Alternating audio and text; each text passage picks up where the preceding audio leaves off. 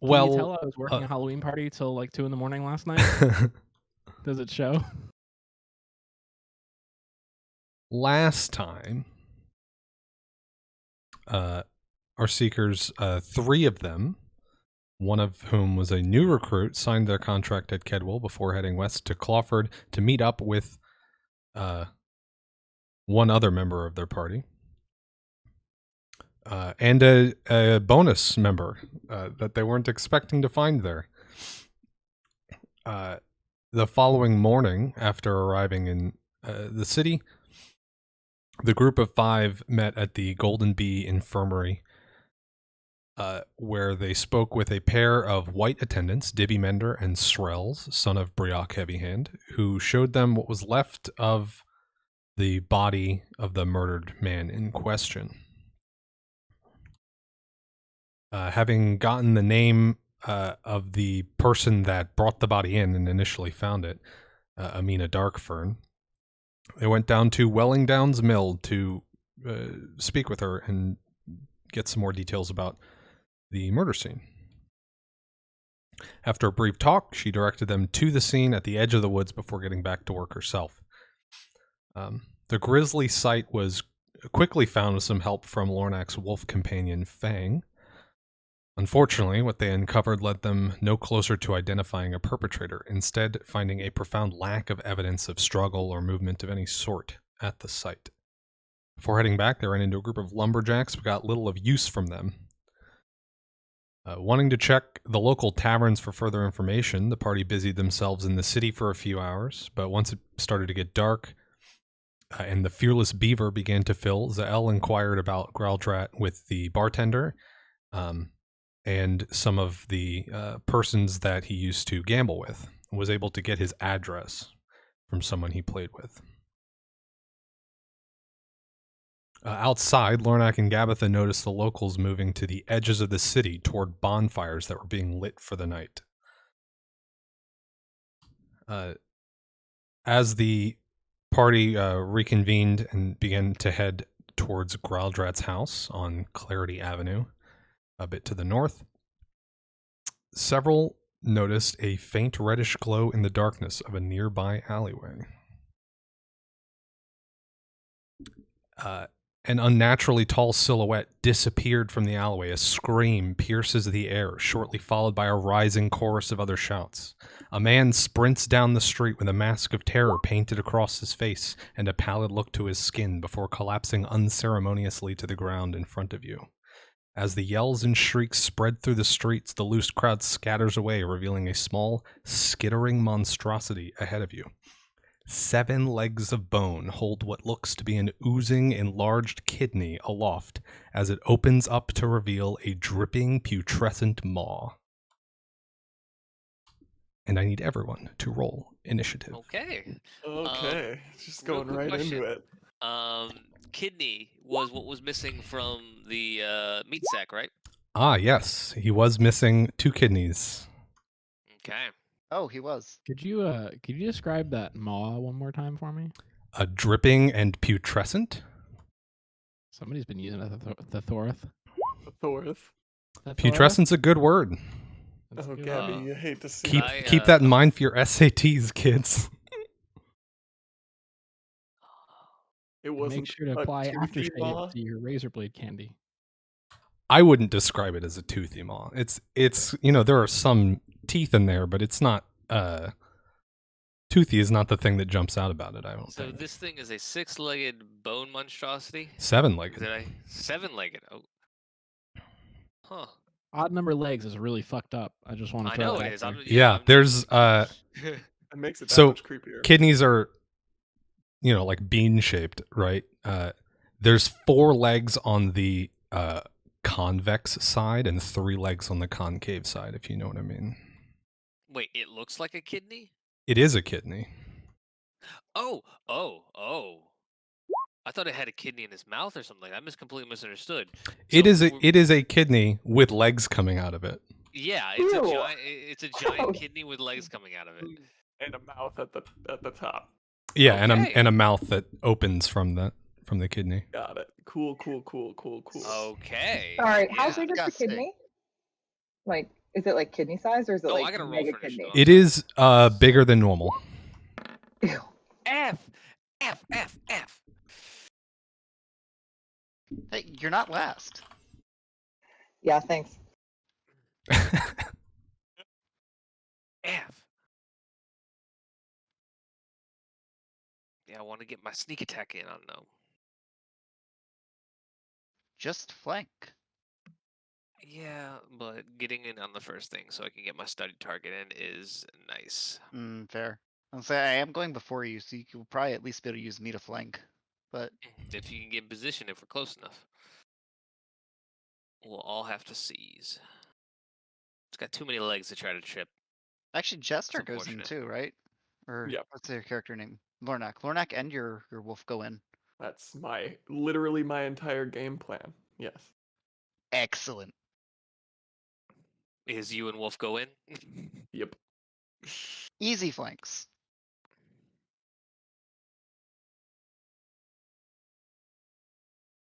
So this is the tall silhouette is still gone though, right?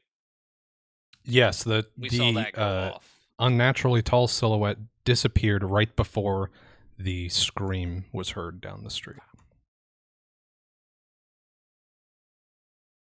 Oh, so tiny. There we go. Need to zoom in quite a bit.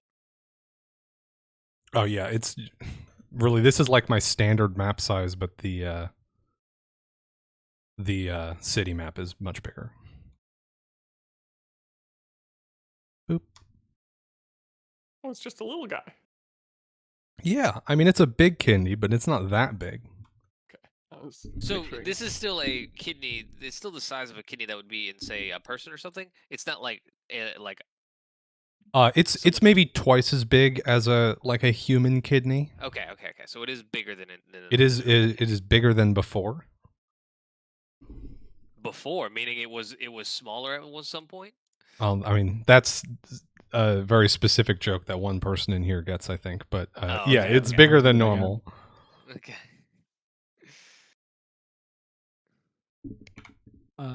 Who's the ghosty boy? That's Dan, the Dancing Lights. Ah, yes, Dan. I wasn't here to say it, but Dan absolutely would be walking around with us at night.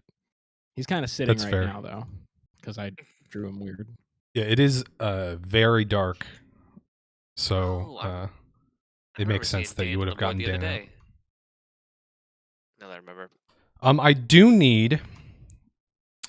Well, I guess I will ask. So prior to this scream cutting out, the Elantra, when you looked over at the silhouette, you would have seen an aura. Mm-hmm. So you got only a brief look at it, but you did see something. If you want to do anything with that information, Do I get the school? Can I roll for that? I'll say do I because not see you one? got such a brief look, you can roll with disadvantage. Okay. Is that Arcana? Yes. Fuck me, really? We hate to see the nat 20 on the disadvantage. Tragic. 16's not horrible though. It's not horrible, but it's not enough.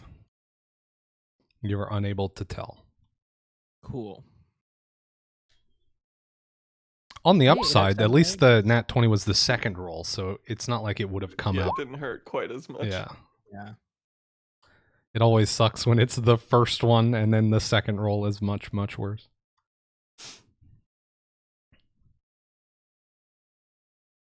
Okay, let me make... you guys can move... Like, you can adjust yourselves to be in a different order. Don't go too far away, but the order you would have been walking in down the street. This is just... I just put you there randomly. Things snapping to grids. Okay, things are snapping to grids. Excellent. Yep. Oh. And you all should be able to see that I wanna be radius in the around middle. Elantra right now. Wait, so we can be in this ring? No, No, that radius is That's the it. shoe. yeah, light. that's the Shoe speed. passenger's shoes. Gotcha. Aura. I would say don't move past where you guys are now. Don't move further down the street than that. Okay. I was more just readjusting. I didn't actually intend to move forward.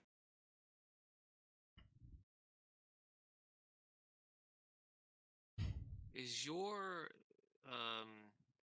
character not snapping to the grid, Sammy? No, I did that on purpose. I mean, Oh, I okay. can move it back. I don't even know how you did that on purpose. Alt or something, right? Yeah. Yeah, Alt ignores the grid. Ah, okay, cool. Fancy. Okay. The other thing to note about this scenario is it is very dark outside. You see these little posts with lights coming out of them. There's 3 on the street. Those are your only sources of light, apart from Dan, I believe is the name. Dancing Dan? Yeah, Dan. You can correct me if I'm wrong here, Dolph, but I remember at the end of the last session, I think I had the lantern going.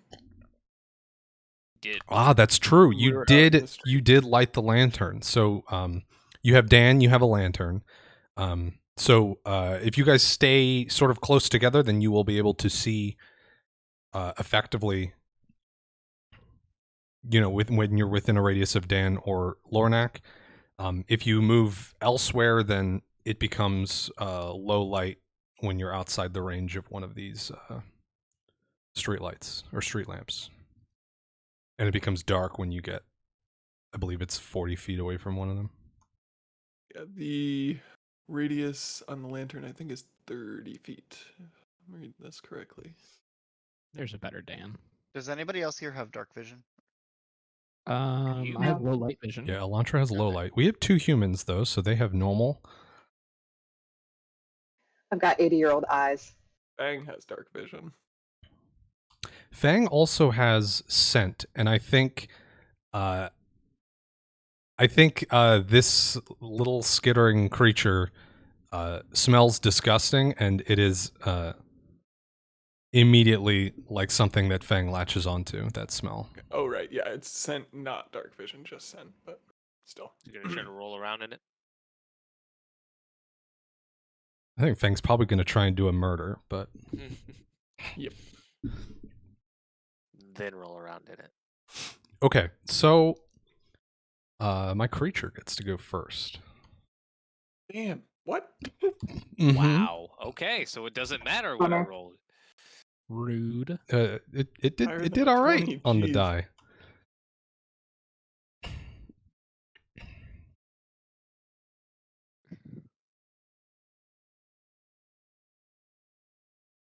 Okay, it is going to scurry forward.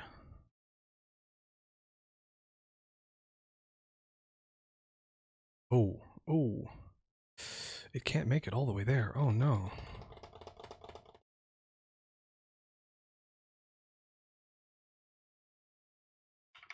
It's going to climb on top of this building. Oh, Are you fucking kidding me? I am not. God You said damn these it. lamps are the sources of light, right? So that's Mhm. 5, 10 feet. Okay, so that's still within. You said 40 feet from each one becomes dark? So the light becomes dim if you are beyond 20 feet from the lamps. And Who's holding the lantern? Okay, so then I am holding. Lornak has the lantern, and Dan, the dancing lights, is also a light source that can move separately. Let's just 10-foot radius around Dan. So Okay. We can't make Dan into a token that can have an aura, but we'll just have to remember that. Okay, Elantra is next. Lornak on deck. wonderful. I would like to cast I'm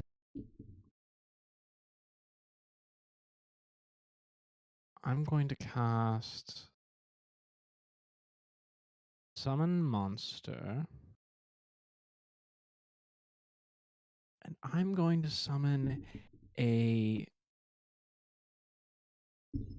giant frog. Which template shall I use? That is certainly a giant frog. I'm gonna Ignore the I'm gonna size. summon a celestial template giant frog.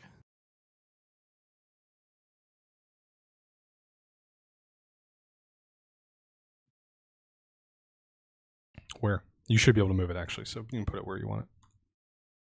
What is the range? I can summon up to 35 feet away from me.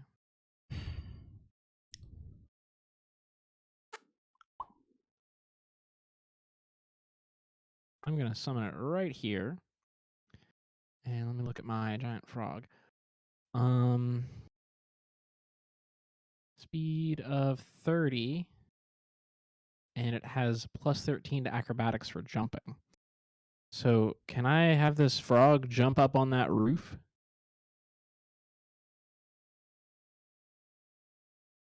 Okay. That is going to be a high jump, which is DC is 4 times the number of feet it needs to jump. What's the bonus that it gets? Plus 13. Okay. Then I will say that this the like lower edge of this roof is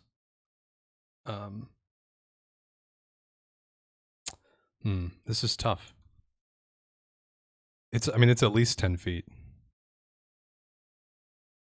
Which makes the DC very, very hard. DC 40 then? Yeah. Yeah, so impossible. Vertical jumps basically. are very, very hard. The one thing is that the frog does have a 15-foot reach on its tongue. Very true. So maybe it would go directly underneath the thing and try and tongue it down from the... Is this like a background. lower roof here? Yes. I think it would just jump up here to get a better angle and then tongue. Well, it's not that much lower. That one's still like 8 feet. Oh, well, never mind. It's gonna hang out right here and tongue the dude. Yoink it. Great. Tongue.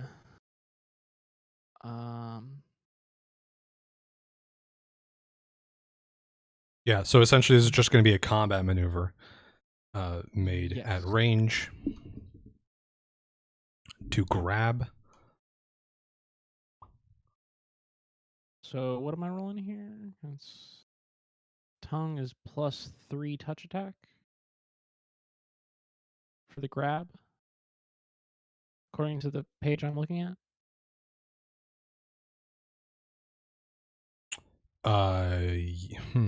Wait.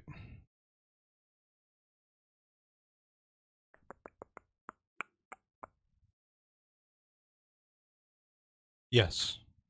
Yes, you have to land the touch attack first. So that's going to be a d20 plus 3 versus the touch AC of this guy.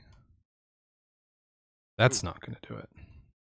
This is accurate to having seen frogs feed. Yeah, so if that had landed, then you would get to make a free grab combat maneuver to pull the thing down. But instead, Froggy Friend lashes its tongue out up at the kidney creature, but connects with a roof tile right next to it as it skitters along. I should use my fucking prescience. Damn it. You still have a move action for Elantra if you want to do any positional things. I shall move here. Okay, Lornak, Wolfsbane, you are up. One more thing. So, Do I okay, get go ahead. a Arcana roll again to look at the aura? Find out school magic? The aura is gone. It disappeared with the silhouette, so no. I see. Okay. It accompanied yes. it. So at the top, I just have a question in general about how held actions work in Pathfinder. How did they work? So you have two options. Essentially, you can delay your entire turn, which will permanently rearrange you in the initiative order, or you can set a condition on which to activate a standard action that you would like to take, which could be casting a spell or hitting a thing with a stick or whatever. That's what I was looking for. If that condition doesn't arise within the next round, you just don't get to just lose take it. your standard Yep, action. okay. Same way it works in 5e. Okay. All right. So I can't do too much with it up there. So I'm gonna go 5, 10, 15, 20, 25, 30. I'll get right up next to our You toad have friend what, here. 10 extra speed? Yes. Yeah. For those that aren't FYI. familiar with the passenger shoes, this big aura, everyone in that starts a move action inside that aura, including enemies, gets 10 additional feet to their move speed. Okay. So can I make this 35, 40 and take a climb check to get up here? Yeah, the climb will be your standard action because you've consumed all your movement to get there. But yes, you can do that. I'll roll a climb check for Lornak. I think he did okay. Oh yeah, you're up there, my guy. Okay. So that's gonna be Lornak's turn. 5, 10, 15, 20, 25, 30, 35, 40, 45, 50, 55, 60. Okay. Roll 1 for Fang. Technically, Fang doesn't get the benefits from the shoes because it only works for bipedal That creatures. is a very good point. Thank you. Okay, good call out. Okay. Fang will just I had hang out forgotten down that it here only then. worked for bipeds. I wouldn't have said anything, but I don't want the 7-legged creature to get 10 feet of extra bonus No, speed. that's a good call out. That's a good call out. Okay, so Fang will just hang out down there and then hold. Fang will hold his action for if this thing comes in melee range. Okay, yeah, Fang is growling up at the top of this roof, Yep. and I waiting for it think- to come down or make a move into Fang's range. Yeah, and I think Lornak spent all of his stuff just getting up there. Yeah. So that's my turn. Okay, Aram, Zael on deck. Gabitha bringing up the rear. Is anybody on the roof yet, or no? Right? Lornak just got on top of the roof. Can I try and get up on the roof with him as well, or do I not have enough movement speed because I have 40 to get to like exactly where his icon is? Or can I climb up and just sort of push to the side? You can go to the other side of the roof. Yeah, you can Okay. try and climb up to a different part of the roof. Okay, I'll try and climb up. Lornak also had an extra 5 feet if you'd prefer him to be here. No. Okay. No, that's going back and changing that feels weird. Yeah, you can go here and climb up to here, and that would be your turn. Oh God. I'll probably what's I'll try that? and climb up back here. I think that was him trying to What get happened to a Oh, scan I see. radius. Wait, what's up? Nothing. Dan turned into a big globe circle, circle. yeah. Oh. All right, yeah, give me a climb check. This is not particularly difficult, but Every time you say that, it goes horribly. yeah, true. Oh, you're Not good. horribly this time. No, I'm good. Ooh, okay. there you go. That works for Dan. Trouble is, I keep selecting my own token with it. I'm assuming I actually can't. Can I reach him or not? I'm gonna get myself the From down lantern below radius with your here. normal reach. No, I'm on the roof, right? I climbed up. Yeah. So I mean, the thing is, it was your whole move to get in front of the roof, and then climbing costs double Oh, movement. okay, gotcha. So it's 30 feet to get up, and since you're not starting this climb within the passenger shoes aura, that's your whole movement to get So there. I had to use extra movement to climb. Okay. Cool. Yeah, you're using your standard action to climb essentially because you had to spend your whole move just to get there. Gotcha. Thanks. Okay. So then I am done. Oh, Just thank gave you, the Elantra. radius I Now, for- need to get back you're in the on habit the of this. roof, though. No, that was his full 30. Because well, how tall's the roof? 15 feet. 15 Well, feet. Okay. Mm. actually, no. I said it was 10 feet earlier. So yeah, I guess you do have 10 extra feet if you want to. So you do still have something. movement to position yourself on the roof if you'd like. Oh, I'll slide over one It's then like if I have movement. it's like 15 feet at the peak of the thing. Okay, so it is 10 feet to the lip. 10 though, feet to the right? edge. Yeah. Okay. Does that mean I have reach on him with the glaive? If you're directly underneath him, yeah. If you're in this space, you do. Yes. Okay.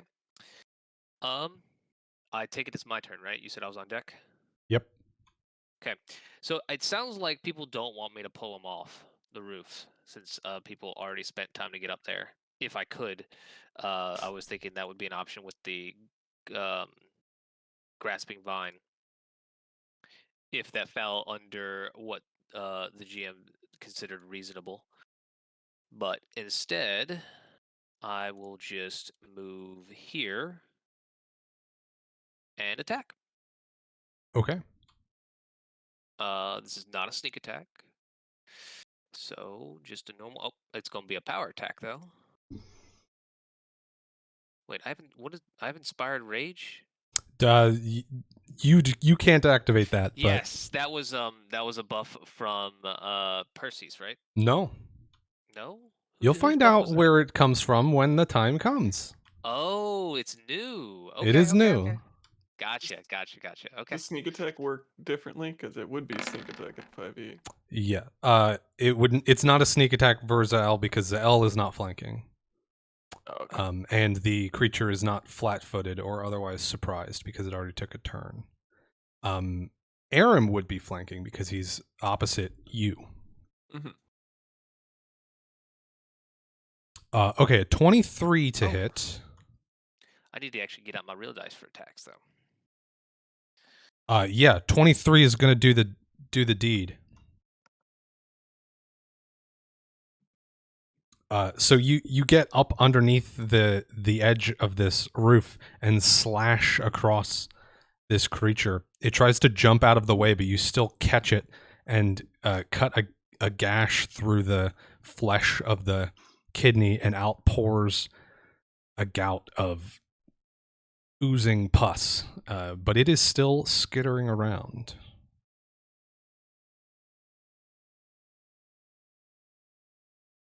Which brings us to Gabitha. Wonderful. Gabitha's going to just move forward. So how far can she get on the regular path? So your normal movement is 20 feet because you're starting inside the passenger shoes radius. It goes to 30 feet. Okay, so Gabitha's going to do that. She's going to jump to 30 feet. And is there anything flammable nearby me, like in the middle of this alleyway? Are there like flags hanging, or because her vision, she's trying to maybe get more light on the rest of this alleyway, since it seems like everyone's up on the kidney?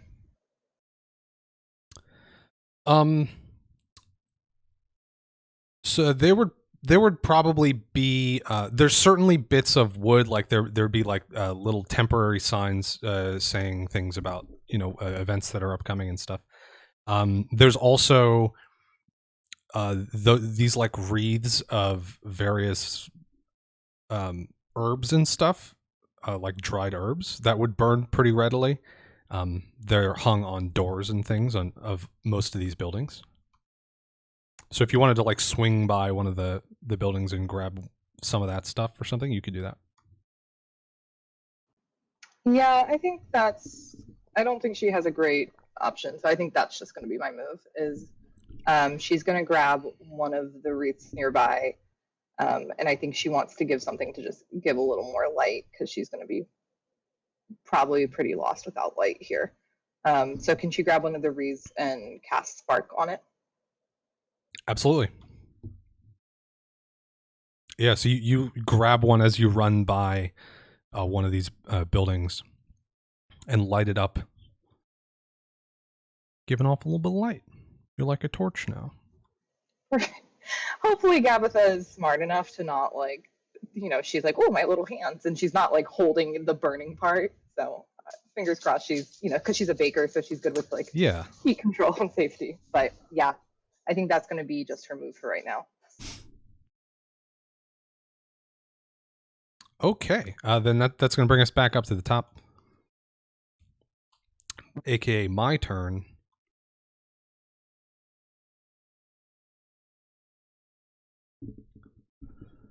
Ba-ba-ba.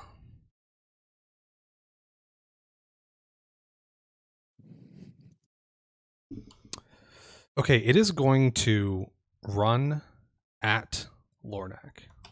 It's going to enter your space, which provokes an attack of opportunity from, oh Christ, 3 people. Bring it. So it. Zael, Aram, and Lornak, you all get a chance to hit this thing. So it's not a smart kidney. It's I not. don't get sneak it's not. attack on this, do I? Oops, I rolled it twice. Sorry. Take the first one. 12 is a miss. I rolled like shit. I think no, it can't be a sneak. It's just a normal attack, right? It's not a sneak Yeah, attack. you don't get sneak Yeah, I on don't an believe you get to attack add sneak opportunity, attack right? damage on attacks of opportunity.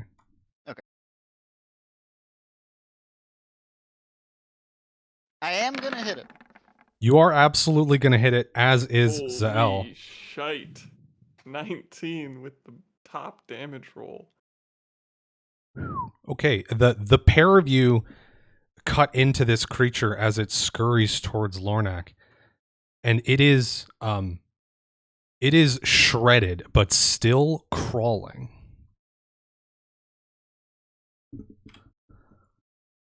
It's on its last little bony legs, and its little mouth opens up wide as it scurries up your leg, Lornak, and bites into your calf.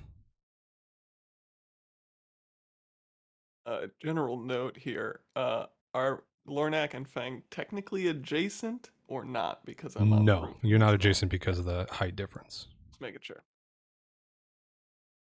Well, that's an 11 to hit. So I ain't think gonna do it. Yeah, it goes to bite into your leg, and your skin must be calloused and toughened down there from your years work or living in the wilds, and it's not able to pierce your flesh and do any Guys, I think damage. this is some sort of troll.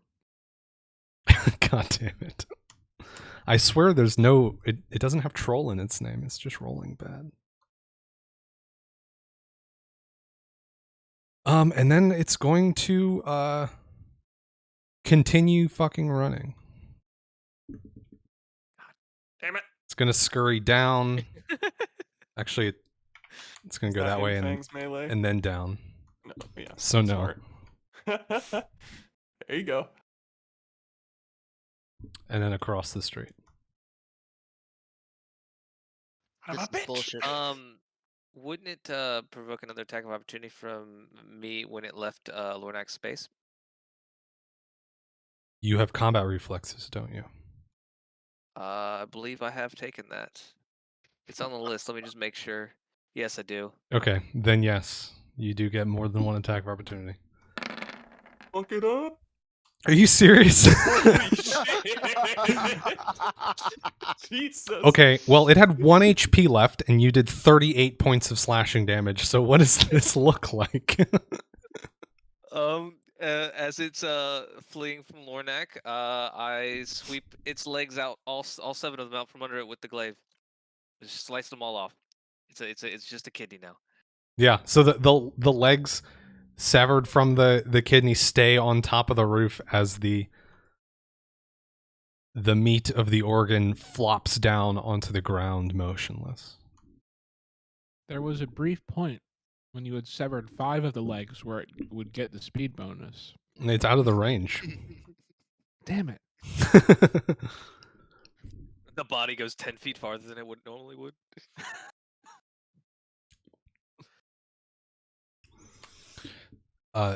So we come out of initiative with this creature dead, no other threats in sight. The The people that had scattered away from the street screaming, some begin to poke their heads around corners to see what's happening, and a man lies unconscious in the road, probably like here-ish.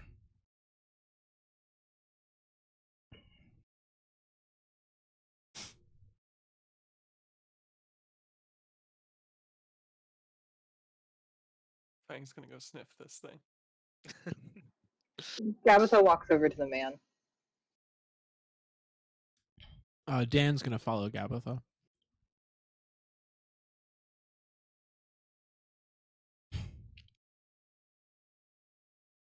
So, are you inspecting the man for like life signs or something, or what's the plan here? Yeah, Gabitha's like, "Oh dearie, are you okay? I hope that's not your kidney over there." And she's trying to assess basically his condition. Yeah, give me a heal check. Elantra would help with that. Okay, Elantra, give me a heal check. If you beat a 10, you get that's good enough. All right, then this is an 18 on heal from Gabitha.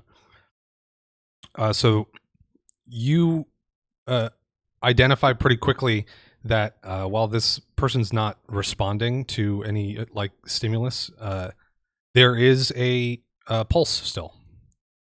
They are dying, but not dead yet. "Hey, fellows," and she calls back to the group, "This man is very sick. Who here can help him? Oh, we need to help him right now. I wish I know a really good pancake recipe I could make for him, but I don't have my things." So she calls over everyone and sees who will try to help. I know a guy that has a really good medical club. Wow, too bad he's not here. I miss medical club. Zael isn't really useful for this, but he's gonna make sure the guy has bones. I'd actually say with the 18, you also are able to identify that there is a poison of some sort running through this guy. That's causing his condition to worsen. I mean, I can shove a healing potion down his throat, but I don't think that will affect the poison do anything condition. for the poison. But... yeah. I mean, I know one way to solve the poison, but it would be by lighting him on fire. So that would be the more pressing issue. Ooh, barbecue. Does that actually solve the poison problem? I mean, the poison is no longer the main concern. Yeah. Technically. I mean, Sorry, the only thing I have in my inventory that I saw was a scroll of burning hands. So, if there's any swarms nearby, I can make them attack him. I mean, that's yeah. I'm looking at my inventory right now too, and it's I got nothing other than 4 very weak healing potions. Yeah, Gabitha doesn't heal, but I mean, there are people coming out of the like areas around, so maybe like she calls to everyone and is like, "Does anybody know this man? Do any of you have? It looks like he's been poisoned. Anyone, can we get a doctor? I mean, I'm sure I'm related to one of them around here." And so she's kind of calling to the people in the alleyways. Sure, give me a diplomacy check to see if you can convince someone to come help. Not my best. Not bad though. With a 16, I think you get one person that runs over. They're not a doctor or anything, but they do have some like, I guess, like folk knowledge, just like the types of things that you pick up having to heal scrapes and like minor illnesses at home. And they run over and pull out some like herb from their pocket and will try and stay the poison at least. Perfect. Gabitha thanks them and says, "Well, thank you so much. If I can get that kidney from over there, I could make you an amazing kidney pie. Oh, just so appreciate it. I'll make sure to bake that up soon for you." and she's kind of backing out now that she sees somebody stabilizing the guy. And she's That's going to go to the gross. group. Disgusting. Can Yeah, I, this is kind of gross. can I try to help this dude stabilize this person? Yeah, absolutely. Give me a heal check.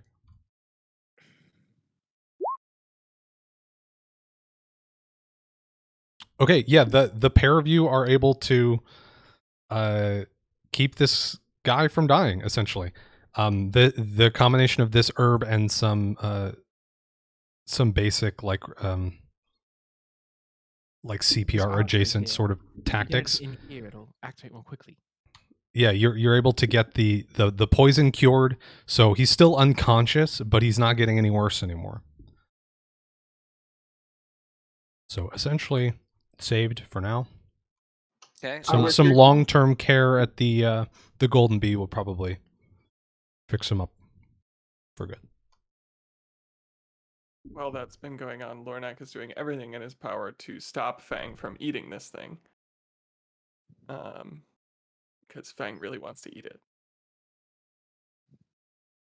I think so do you think Fang gets, or you let Fang ever get close enough to taste it? No. Okay. I'd say like sniffing range for sure, but if he ever starts going with his mouth, Lornak would just give him a quick boop on the nose. Okay. Good. But is there any more that we can discern about this thing from taking a closer look at it? What sorts of things are you trying to discern? What sort of creature this kidney came from? Okay, give me a knowledge nature check or a heal check to try and crack that.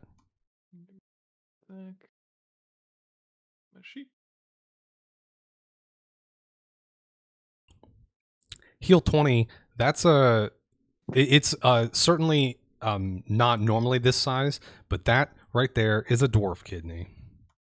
Dwarf kidney. All right. And that was the kidney that was running around. Yep. Likely sounds like it might have come from our buddy Groudrat.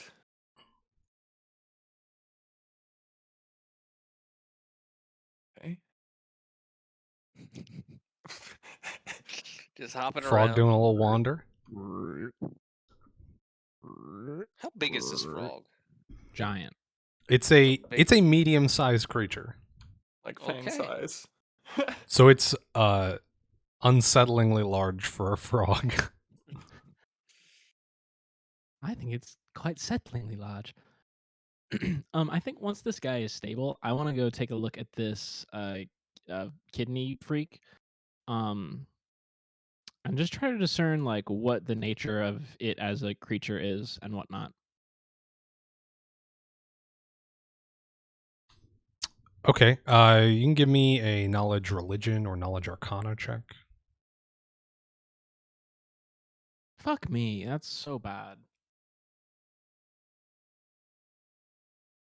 Can Gabitha help? Like, can she run over and be like, I'll help. Maybe I can. Together we can Sure. pull our minds. Sure.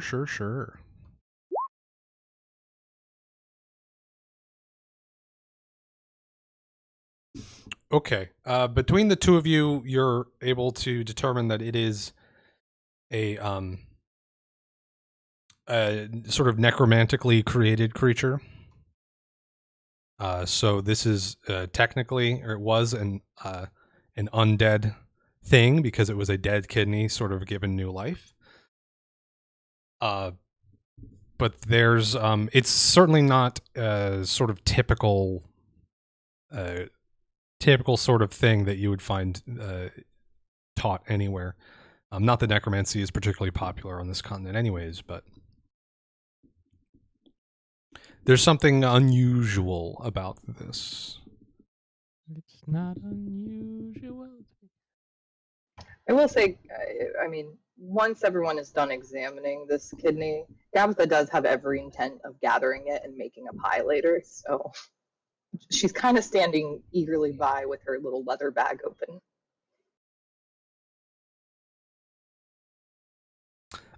Lornak, you at least you're very certain that the fluids and whatnot oozing from this kidney are not normal. So it might be extra gross were it to be eaten. Yeah, I'll say if Gabitha looks like she's making moves to take it, I'll be like, I don't know if that's a good idea. This thing is pretty fucking gross. Oh, I do waste not, want not, but if you really think so, young man, I trust your judgment, and maybe we'll leave it. Also might make you go crazy or something. It was kind of evil. Oh, Also, I've been the around this implication earth. that it was like a person, right? Like I, sentient life and all that, you know. All right, Yeah. Gabitha reluctantly closes her bag up. So the guy who we stabilized, is he still unconscious, just stable? Yes. Okay. Lornak's gonna go over and feed him a healing potion then to get him back up.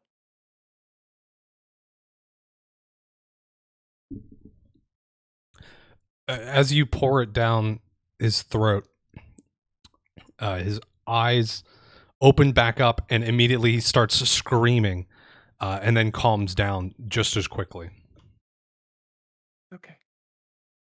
What happened? I was just walking, and then something bit me, and then I don't know. I don't remember. Where did it bite you? Here, and he reaches around to the back of his thigh and points to that. And I take a closer look at the wound. Yeah, there's a small bite that looks roughly the size of the mouth you saw on this thing. Okay. Similar size to the unsuccessful imprint of where it tried to bite you. Mm-hmm. Yeah, it tried to do the same shit to me.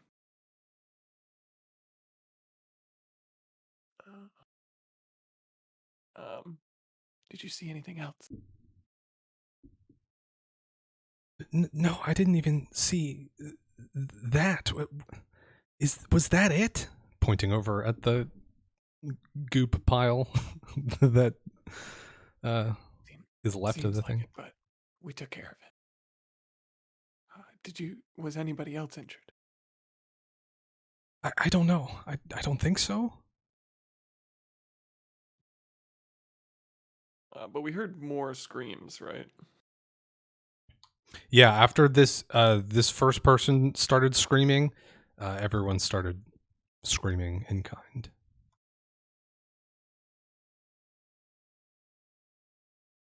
Ornak will turn back to the group then. Well, should we try to find more of these fuckers? If they're around, we should Did take a we peek. see what direction the silhouette went off to?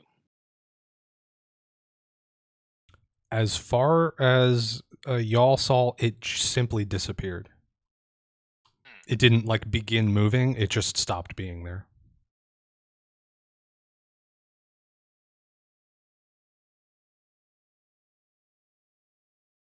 That was it, and that was in which alleyway? Like this here,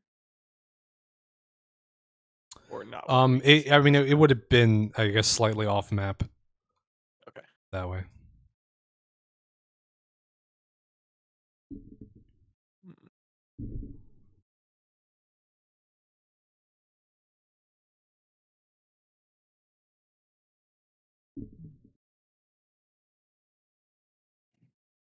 I think the frog's time comes to a close, and it winks out of existence.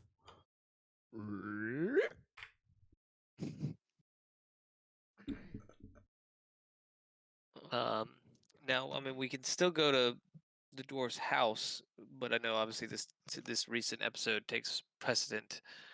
But I'm not sure what else we can do right now. We should maybe go see if anybody else saw anything. And then go to the People house. begin to come back down the street to see what's going on. Seemingly no longer worried. Should we get out of the street so we don't raise suspicion? Oh no, Lornak's trying to figure something out, so he's just like, "Did any of you see anything?" To the group, to the people who are coming. You can give me a diplomacy check to try and gather information from the group or from the crowd. Not great. There's a bunch of closed mouths and shaking heads as you ask.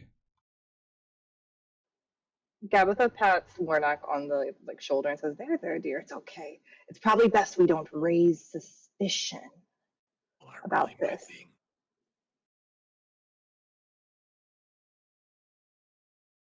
Okay, well. Some people begin to murmur and point at the remnants of the kidney on the ground. Whispers spreading through the crowd. Fang sort of comes over here.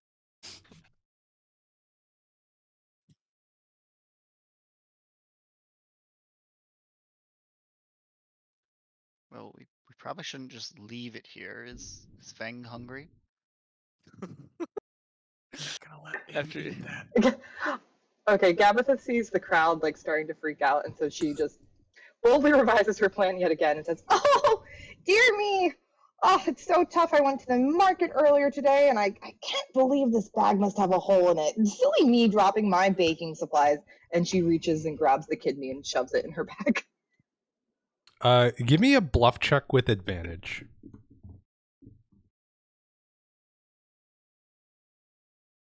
Hey. Oh yeah, with that 22, the sort of worried looks on some people, like worried quizzical looks on some people, change to disgust, and they're now grossed out at you instead of being concerned about this thing. Excellent. As planned. Mission accomplished.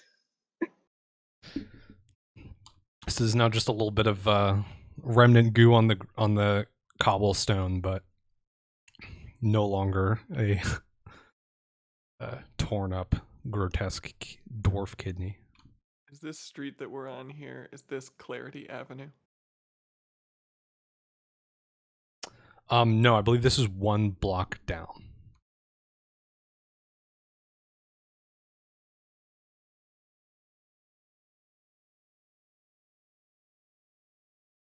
Well. Oh no, sorry. This is the perpendicular street to Clarity Avenue. That's what this is. Oh, okay. So if you continue forward, then you'll run into Clarity, and so you're actually quite close to Graldrat's house. So this direction. Okie doke. Yeah, I'm down. Right. Not sure what else we would do at this point.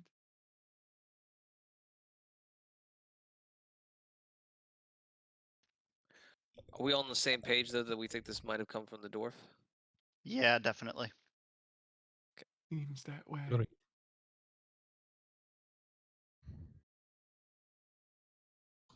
Okay, so y'all are headed towards Graldrat's house. You're going to continue onward. Yep. Yes. Mm-hmm.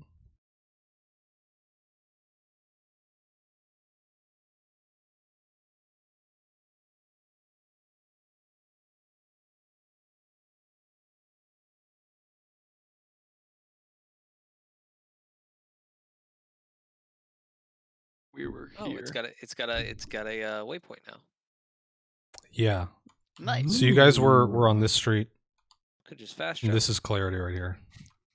So we went. And we were Clarity fighting- is one of those little roads that was built to connect two other roads. So it literally only runs this distance. Okay. Which is why this is house number 4 and not house 9 or something. 34. Yeah. Okay, Aaron. I think I accidentally closed roll 20 with I was gonna say your character went away. Mm-hmm. I hit one of my side mouse buttons and roll 20 closed. So Ah, Been there before classic. in the middle of a DM session. So you guys proceed on forward to Clarity Avenue. You're quickly able to identify house number 4, the one that you were told was Growlrat's home. As you approach it, it's a fairly small building. It lacks the sort of decorations and adornments that are seen on many of the other houses. None of those like warding accoutrement. The front door has a simple lock with a small window next to it. There's a window on either side of the house as well. You can get a quick look down the alleyway next to the house to see the sort of grassy area between all those buildings sort of sags a little bit, and there's a shimmer of light bouncing off coming from one of the lanterns, bouncing off a little pool of water from the last rain a couple days ago that still sits in the dirt.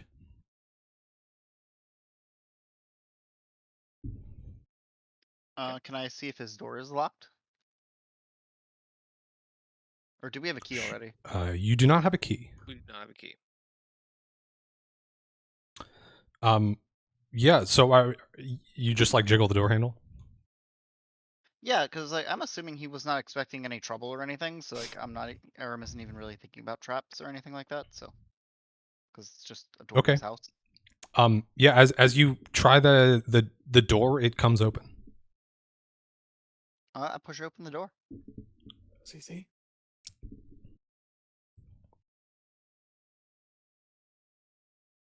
So inside the house, first thing you notice, there are some signs of struggle. There's a chair tipped partially over, a plate shattered on the ground, a drink spilled on the table. But it's dark. No lights are on. A wall extends out near the back of the house, providing some cover for what you assume is the bedroom. And a pool of red creeps out from behind the dividing wall. For someone who can see in the dark, do I see anything else? Nothing else that jumps out at you, certainly. There's some, there's some stuff on tables and things, but it's a fairly sparse little home. Okay, Aram immediately like goes into like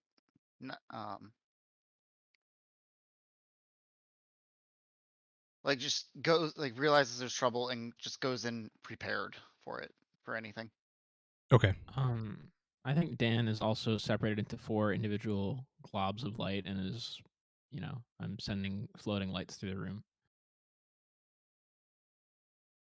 Yeah, with this additional light, all of you are able to see these details, and the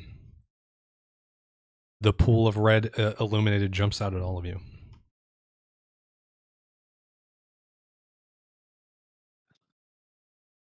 You said that's like seeping out from behind a curtain that's sort of dividing the house? Yeah, there's a little dividing wall at the back.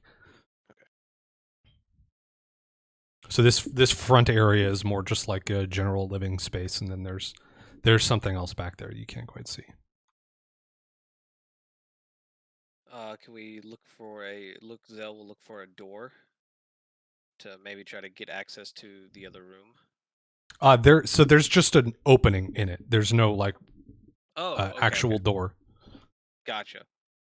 So it's just like we just can't see around the other side of that wall. Mm-hmm. Okay. It's like a Manhattan apartment that they had to, bisect into 2 bedrooms. Yeah.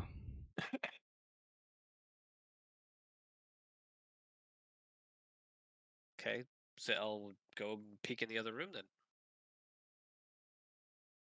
Well, actually, I don't have any light, so I'll let someone else. I'll go Gabatha peek can in the go other with room. Zoe. Elantra said she was sending the light in. Oh, that's right.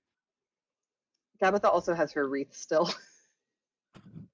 Yeah, that might be starting to burn down to just embers, so it's fading a little bit, but there's still some light being provided from your wreath that you grabbed. But as you go around the divider, Zell, Slumped in a back corner with a grotesque look frozen upon its face is a dead body. Does it have bones? It does have bones. Okay.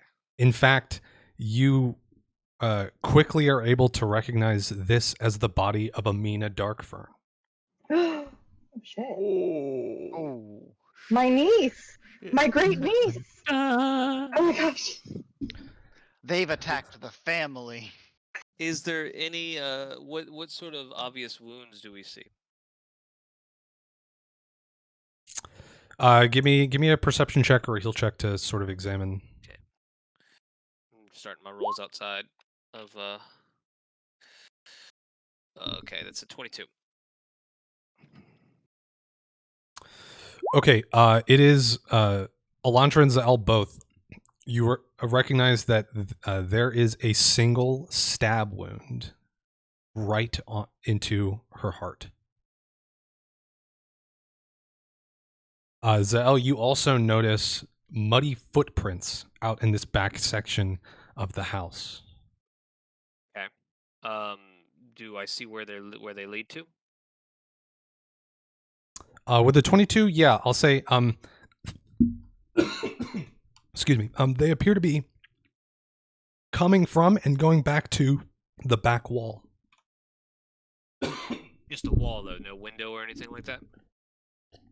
Correct. There are no windows in this back section of the house. Okay. Beyond the divider, there's no more windows. Okay. Now we'll go over to this wall and see how solid it is. If there's any sort of, I doubt there's any sort of like fancy mechanical doors or anything. But It's a solid wall. Anything magical? Okay. Anything lighting up on the old eyes? No. Just a point of clarification. You said that her face was like sort of frozen in a look of shock, like she died very quickly. Yeah. Is the body still warm?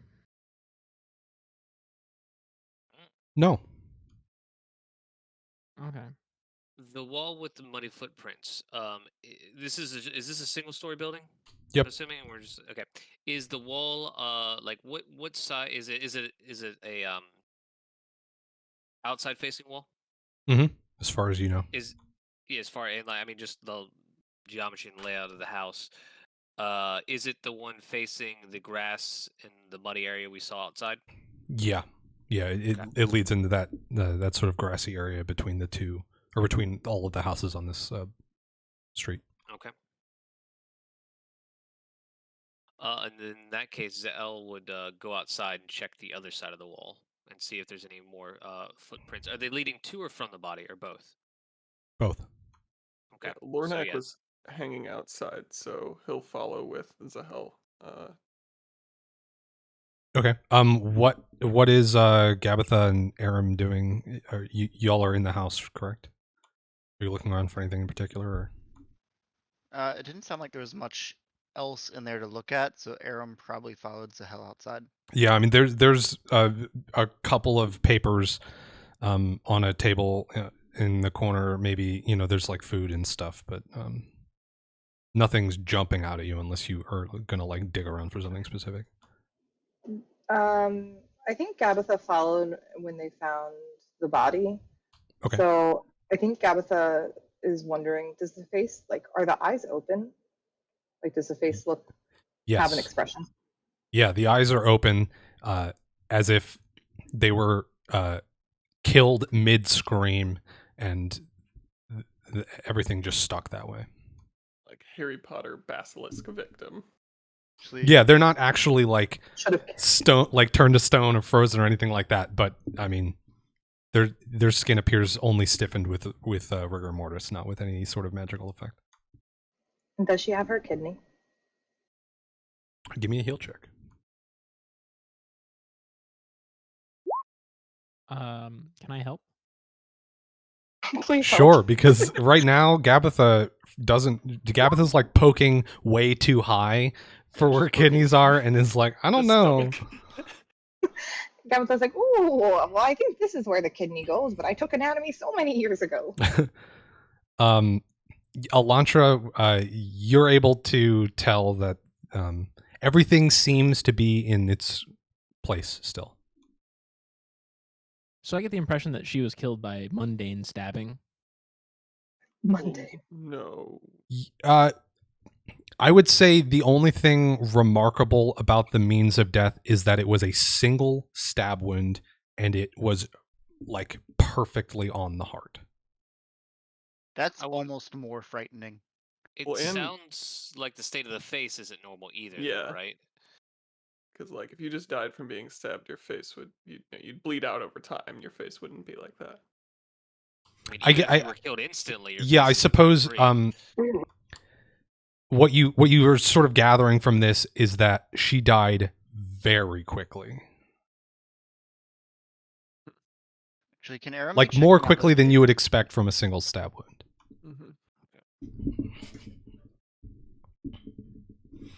So the group that's going outside, give me like perception or survival or something to sort of investigate the area. And Rob, you were saying something? Oh, I was just saying, can Aram actually be checking out those papers Absolutely. instead of going outside? 19 on perception.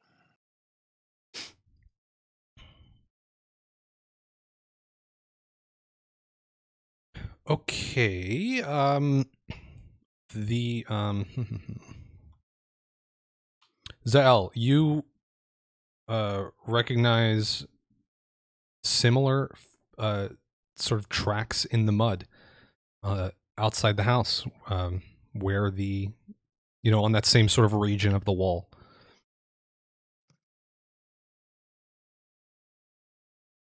I was gonna punch the wall really hard to see how solid it is. Fang starts sniffing at the footprints as well, and follows them a couple of feet into the grass before losing the scent. Lornak would turn to Sahel and be like, "Why would she have come here? Why would she be here?" I don't know. She said she didn't know him very well. So how did she even know where he lived? And she said, As you probably don't recall because it was a week ago, she specifically said she didn't know where he lived. Okay, well there we go. "Yeah," which is why I'm so Oh yeah. confused.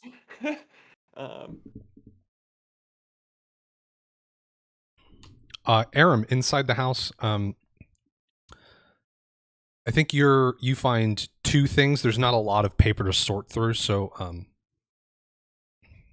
the only things that sort of leap out at you are, one is a sort of bank record thing, like a record of transaction from the Kindred Bank here in the city, that shows that he had some like a comfortable amount of money set aside. He certainly wasn't wealthy or anything, but he also wasn't poor.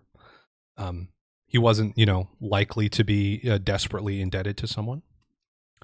And you also find a letter, long but sort of simply written, from someone that seems, skimming through it, glad to hear that Graldret's doing well, but sad that he's lonely in the city.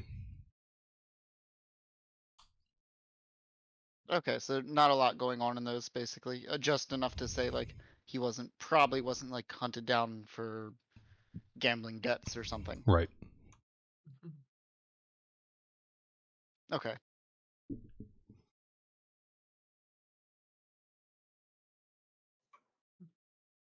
Aram probably walks outside after that. Gabitha joins.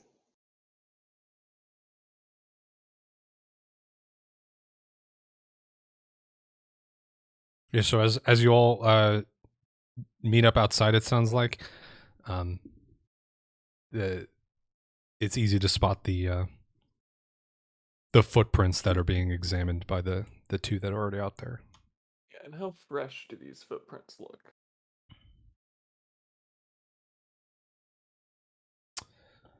Not particularly, but you can't pinpoint anything specific down. Gabitha wants to see if we're being watched at all. Like as she comes out of the door, she's like kind of doing a look around. Okay, give me a perception check to like scan the area.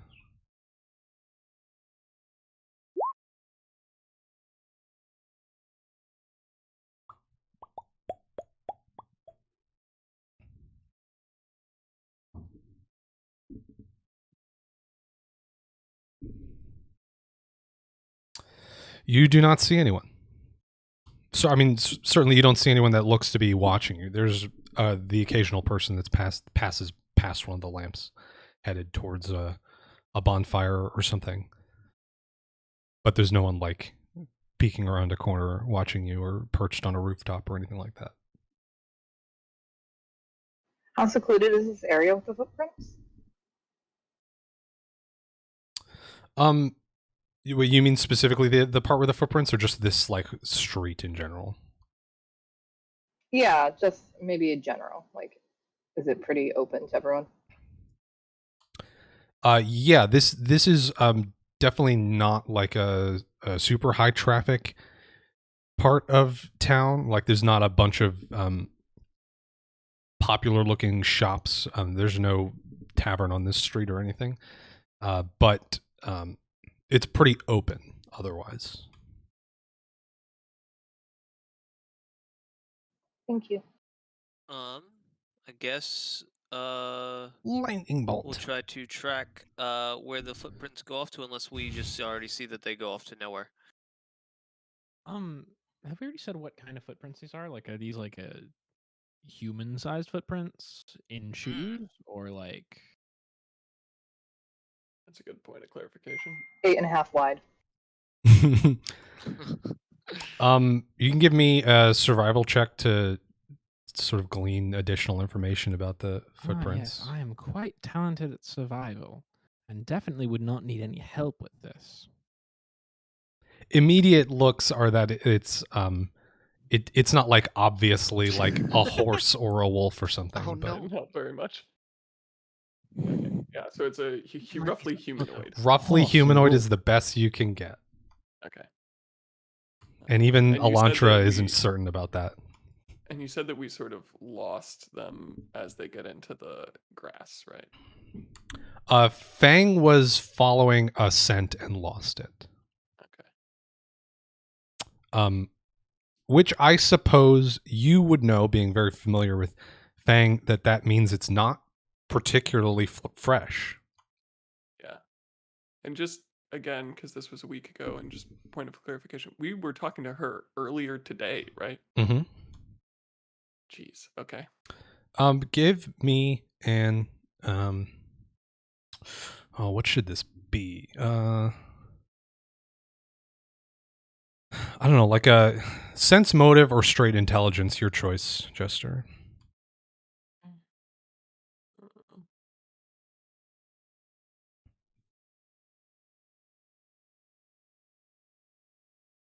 Okay, I can't give you much with an 11. Yeah.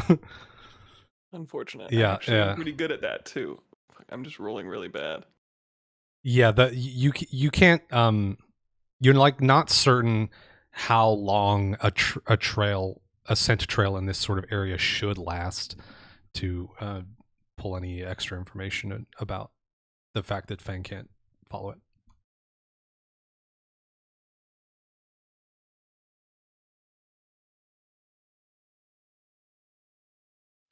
So what clues do we have to follow now? Well, I have one question. Does anyone have a way to tell? I mean, or is this something as just a skilled person would be able to tell, like an approximate time of death type of thing? Obviously, someone trained in something like that, like, I just don't know how easy it is to determine whether a body's an hour old versus a day old, etc. Is that something we could roll for, or is that something we would need more skill to check? Yeah, I mean, Knowledge? a heal check could determine that for you. It's certainly not super easy because like the average person probably won't be able to figure that out, but it's not impossible by any means. Okay. Real quick, you guys also have two people that work at an infirmary that deal with dead people. Ooh, that is a good point. So as far as clues go, I would like to would like to try to figure out how long the body's been there. But I mean, I don't think we said the tracks disappear, right? It's just the scent disappears. Yeah, the scent disappeared, but so far no one that has looked at the tracks has been able to follow them. They definitely get less prominent further away from the wall. Yeah, but But we could attempt to certainly, them, yeah, you right? could certainly try to.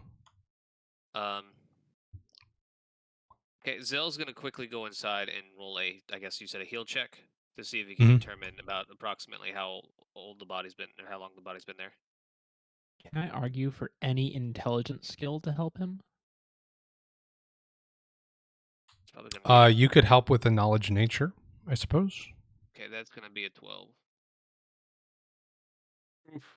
Oof. Still a 10? Not You're right. It rolling is still a great, 10, which makes folks. this a 14, but 14 does not reveal any additional information. I'll say Lornak will have followed them in with plans to pick up the body and start bringing it toward the infirmary.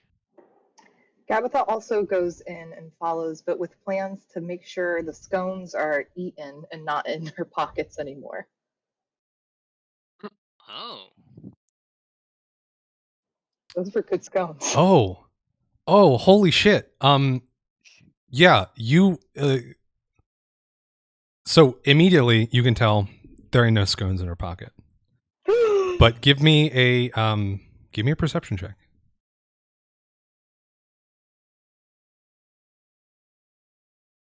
There were never scones in her pocket. ah. Not even crumbs. Not even a crumb. I share this That information like the bitch. biggest Someone discovery else. in the And world.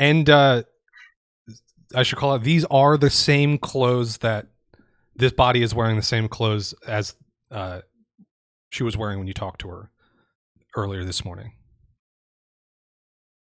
So it's not like Does the body it's not like it's just a different pair of pants, and that's why. Does the body smell at all?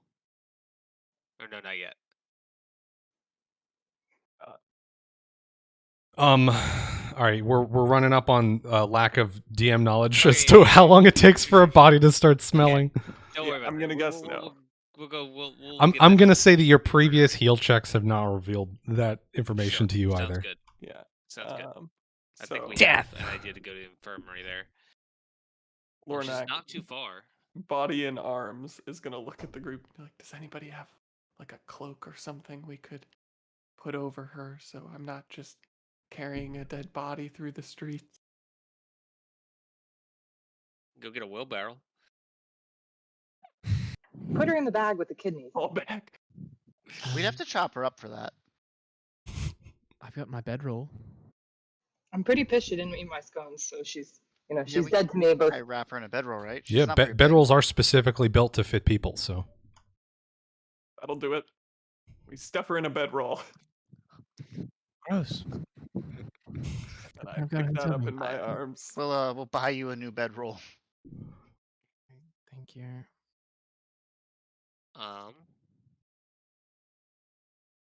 Okay, and then walk through the streets to the infirmary unless anybody else has something they want to do here. I think I'll do a quick survival check to see if we can get an idea of the tracks. Aram is still trying to figure out the lack of scones thing. Do I think that was like fucking just an imposter earlier that we gave scones to? That makes sense. Yeah, that's what it sounds like a possibility. Mm-hmm. Can I roll 20 for survival body check. snatcher? Aram and maybe. Did you the say, can I problem roll is for not make that body connection. snatcher? I did say. body snatching. Actually, that's a 22 with my Can I roll for catfishing? bonus to tracking. Okay, with a 22, you follow these tracks. They lead you through this sort of all the way through this grassy area. They sort of curve out towards that way. Or no, sorry, out towards that way. And I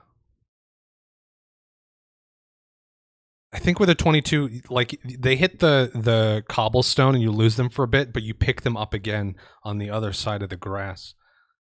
And they seem to lead towards the infirmary. Oh, okay. Not towards you're not able to follow them all the way towards the front door. You lose it, let's say around around here.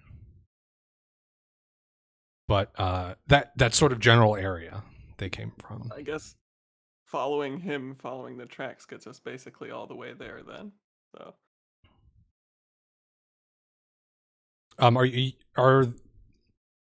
Lornak is carrying the body, right? correct. Are you taking any specific steps to not be seen carrying whatever you're carrying? I mean, Or are you just other than walking through shoving it in a bedroll Okay. and probably moving between buildings, not on main roads. I think I would dismiss Dan as well, so we're not just like a big light source. Oh yeah, I didn't mention, but before we even went in this house, I killed the light on the lantern. Okay. Then I think with the sort of diminished population in the streets and just how dark it is, y'all are pretty confident that you got there without being spotted. Or it's certainly without anyone thinking that you were carrying a corpse through the street.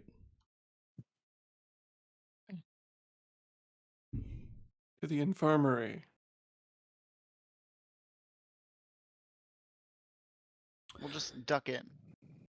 Yeah, so you open the doors to the Golden Bee Infirmary, and there's a fire roaring to the left of the door in a fireplace, and there's some torches scattered along the walls to light the area, but it's fairly dim in here. As before, there's no one in this lobby room, but there is a cord to the right of the door, attached to a string of bells. And the mortuary straight back and to the right is a sort of bed-lined room. I guess we should go back in there. Maybe ring the bells. Want to use Mage Hand to ring the bells just for fun? What image? Mage Hand is such a fun spell. You said you're going to ring the bell with Mage Hand? Yeah.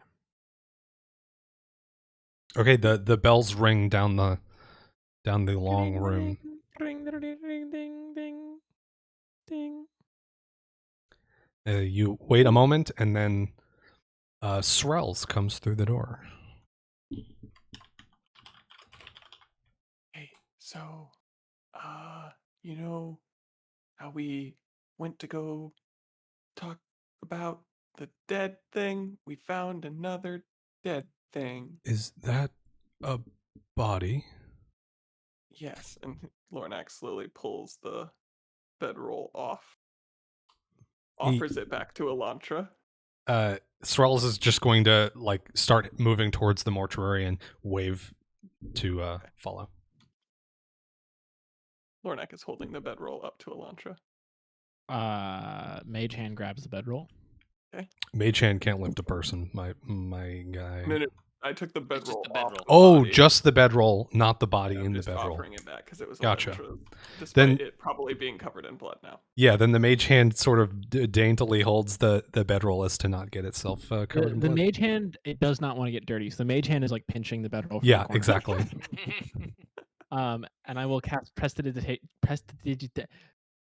that spell to clean it.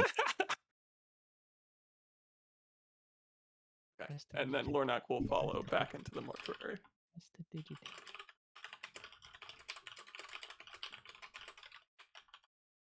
What time is it again? Isn't it nighttime? Yes.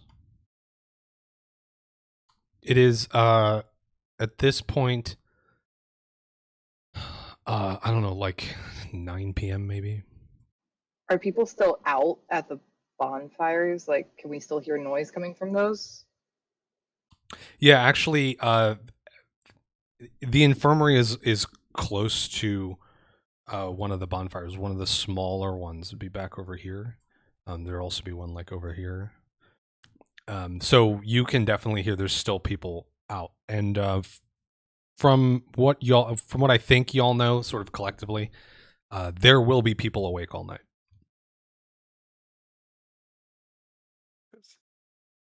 Okay.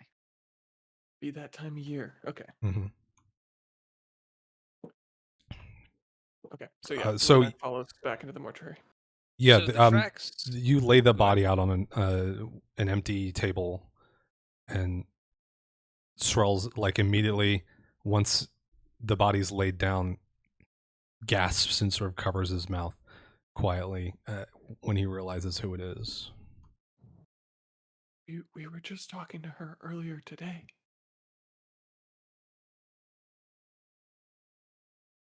Where did you find her? She was in the dwarf's house.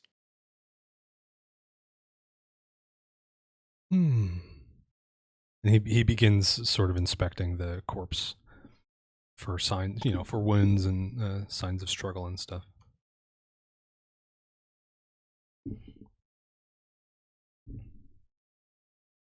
Just the one wound here.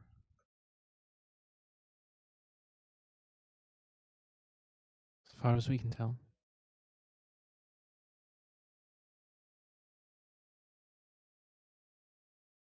Must have been pretty recent, based on what we know. She's been dead for over a day. Oh shit.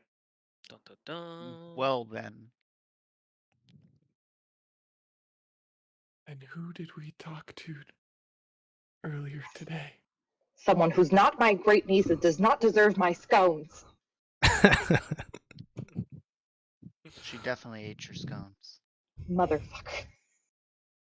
This person was definitely not alive this morning.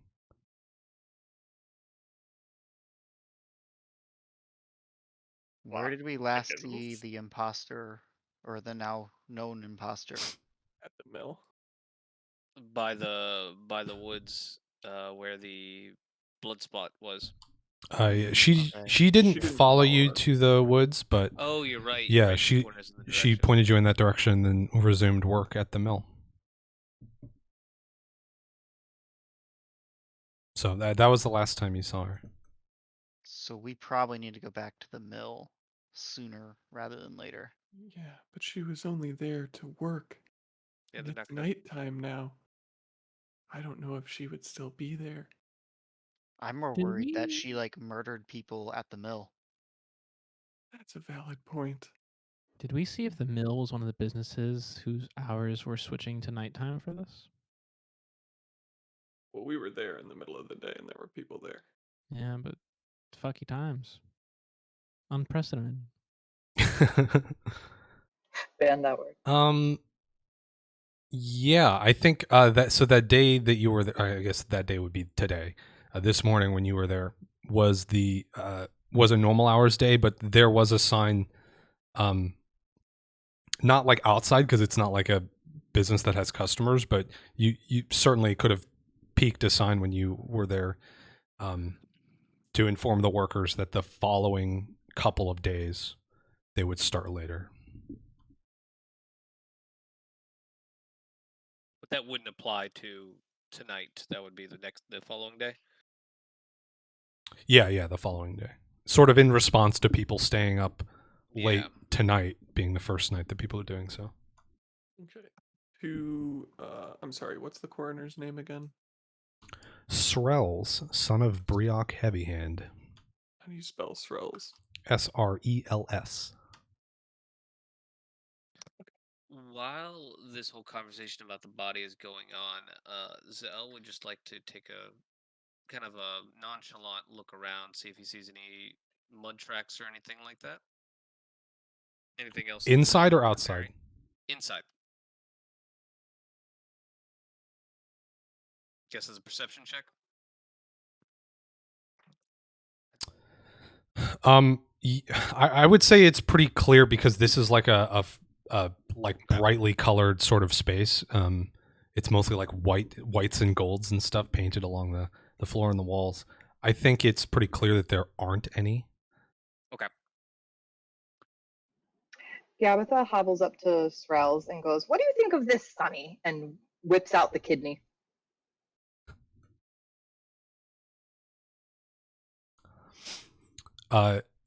He takes it from you, unflinching, and begins to examine it in his hand, sort of rolling it around, or what's left of it around, because it's all slashed up and shit. Yeah, Lornak, as he hands it over, would just be like, they're not there now, but it had 7 legs before Sorel, well, made it not have legs. Legs? And a mouth. Don't forget the mouth. The mouth should still be there. Yeah, it The, should ma- still yeah, be the bits of the mouth are still there. You can still sort of see some little tiny teeth in the maw of this kidney. Where was this? Oh, well, we just found it. But anyways, that's not the point. My point is, what do you make of this kidney? She's trying to avoid answering his question. Well, he was the one who gave us the task. So Yeah, but Gabitha's real sus. Like, she's feeling like everyone's a little sus right now because of the scones incident. So fair. Scone's really throwing Gabitha's worldview out of whack. her alignment is changing. Yeah, so he examines it a little bit more and will like pull the mouth open with the thumb on his opposite hand. It looks like a diseased dwarf kidney. But this mouth I have never seen. I know that Groudrat's body had no bones, but did it have a kidney? Or 2? The only organs it was missing were kidneys. Ding, ding, ding. Oh, well. I think we found one of them. I think so. Where is the other? It's an excellent question, and one that I think should be the forefront of our search tonight. And this is the part where you say we hear a scream in the distance, right? I know, right? If only. Oh, is there any way to like? I don't know. Is there any way to like find the other kidney because they were paired, and so it's like find twin, but like find twin kidney. Just brainstorming. I mean, here. there's certainly some spells that could help locate things, objects perhaps, but I don't know if any of you have them. Best I got is detect undead. Oh no, we didn't. You do know that this is an undead thing. Yeah, that's that would probably That would that's work. what I have. not. But Thank God we didn't get useless. any of that tracking blood potion thingy that we used for the trolls. I don't think we did. Yeah. So I guess we don't have blood. We just have A kidney. pus. Yeah, Kidney this pus. thing has not oozed blood yet. It is simply dripped like pus and weird goop. Disgusting.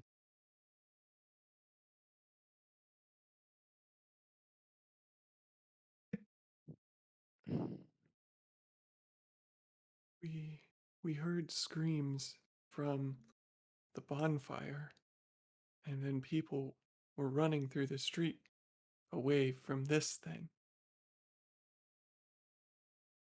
there was also some sort of arcane anomaly, but I was unable to discern its nature.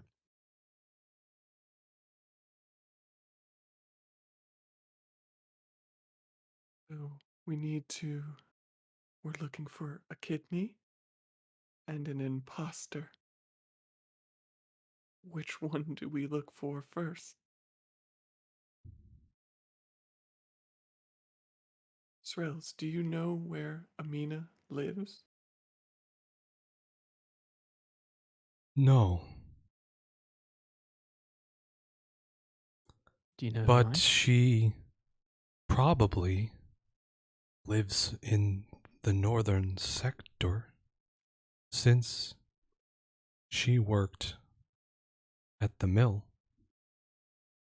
We can start at the mill and continue our investigation there. We don't know if she could still be there. We could. You also Probably check not, the but she could be. bonfires in the northern part of town. See if anyone's seen her.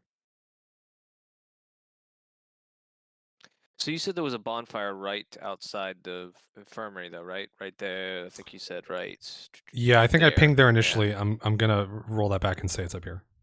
Okay. This is just a better that spot for actually it. There's, changes something I was going to point out because the tracks were leading this direction, and if there's a bonfire right on the other side of the building, then yeah, there's one here, there's one here, and there's a couple on the opposite end of town as well, the western end. You guys haven't okay. gotten So the close one enough up to north identify. is basically the only one in the north side of town for the most part. Yeah. Okay.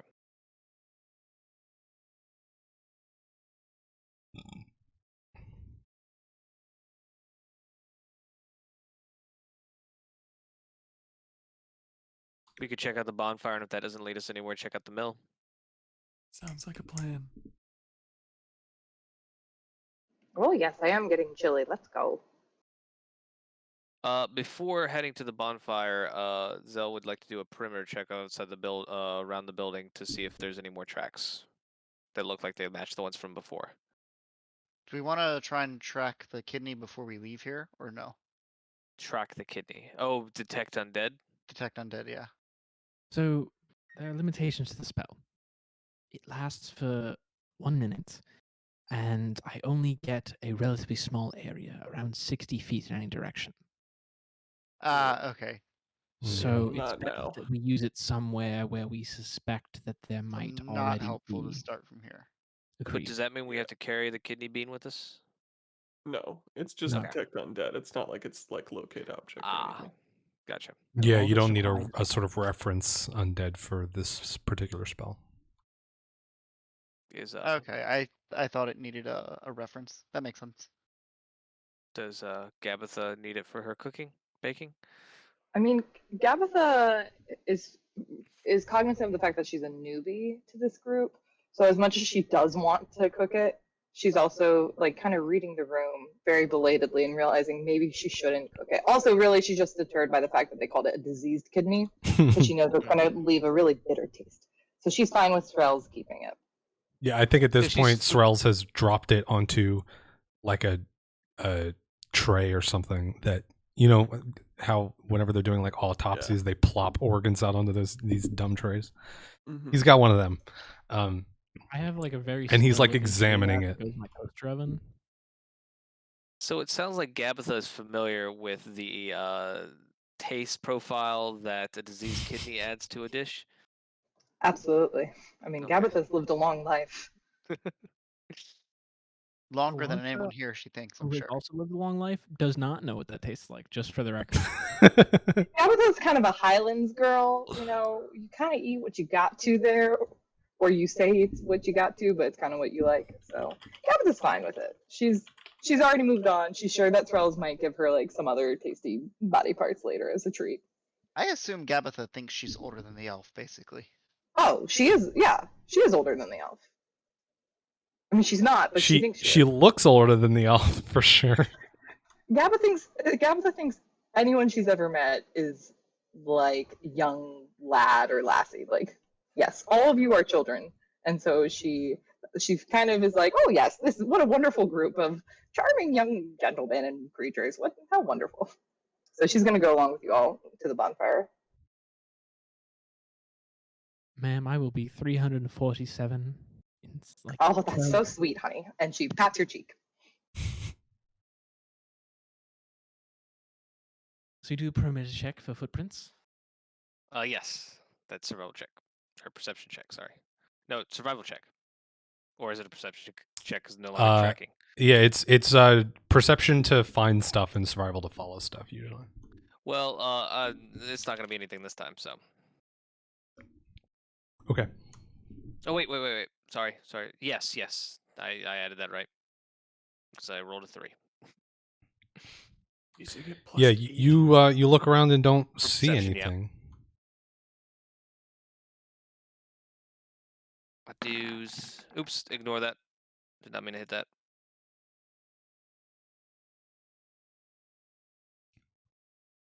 All right, so y'all are heading up to the bonfire. Yeah, the Can we northern Yeah. one. break before we get there?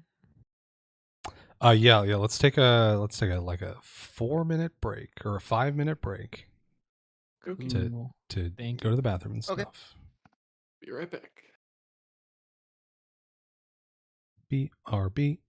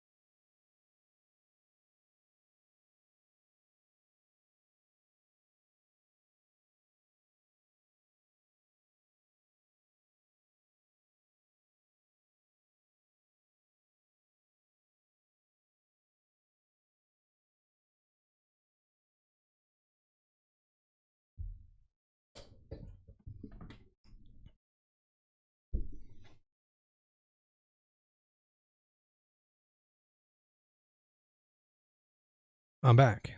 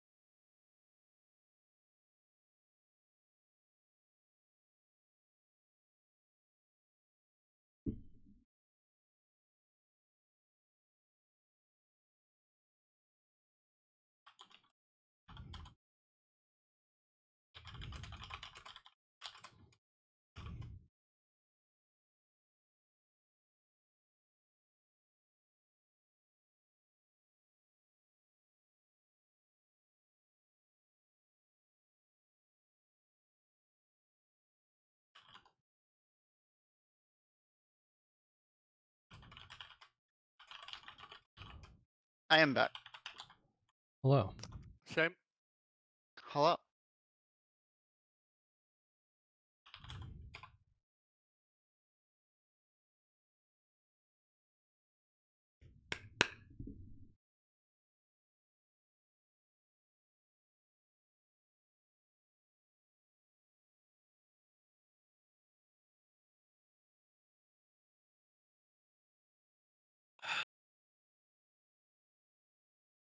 So I finally got a 3080. Oh, Nice. nice. It I'm back. took buying a second pre-built and swapping out GPUs and trying to sell the second now. Oh my Oof. goodness. That doesn't sound worth it. I got a good deal on the pre-built at least. Oh, okay. So if I get it for the price I'm trying to sell it, I'll end up breaking even and be ahead of 3080. So it just Nice. takes a lot of effort. I will upgrade from a 1070 someday when they are more available for not obscenely expensive. In Yeah, I 3 was Yeah. years when the 3000 series are actually purchasable. I was gonna say, I mean, Like they're right now, I'm not having any issues running stuff, so That must be I nice. was reading I was saying thinking the GPU shortage could last until 2023. I mean, but if it gets to like end 2022, I'll probably give up. But I joined a Discord that like keeps an eye on just drops and all that stock drops and all that sort of stuff and like alerts you immediately, and it's just kind of crazy how open and how many just scalpers and miners are using stuff. Like there'll be oh people yeah, they're literally posting pictures of like 3-4 cards that they get because they're all running bots and stuff like that. I mean they're doing So that for like PS5s, etc. too. I assume. yeah, yeah, Because yeah. The whole like we've Discord's sold for 13 anything. million. I'm like, I haven't seen one. Yeah, it's pretty crazy.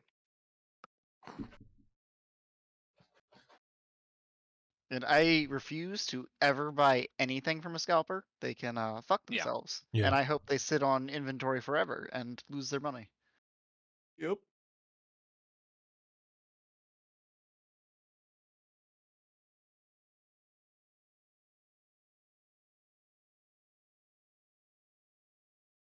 Good news, everyone. We have a bowl of candy now out in front of the house with some Nice. decorations there to make it look inviting and a porch light on. And I didn't have a big enough bowl to fit all of the 165 count double bubble gum that I bought. So All our neighbors are old people, basically. So I don't think we put any candy out because there's like no kids. We're not allowed to do trick or treating in our complex. Oh wait, are we actually not even allowed? No. What assholes? Welcome. I'm gonna. I assume there are kids in the neighborhood because my upstairs neighbor has a kid. So if no one else takes it, I'm just gonna give him a big old fucking bowl of candy. I guess we have one kid next to us, but that's it. Hello, puppy. And you go bless that child's life. He deserves it for all of the running around above our living room he does. I mean, and he's gonna do a lot more with you'll that. only be fueling that with the candy, but he will remember you for literally forever. He's been Honestly, exercising for Halloween, like here's getting the thing. ready. Him running around doesn't really bother me, right? He does it pretty normal hours. It's not super loud, and me and another one, my roommate, both play music, so like we're fucking loud as shit. No, Oh, what so gets it's me? it's even.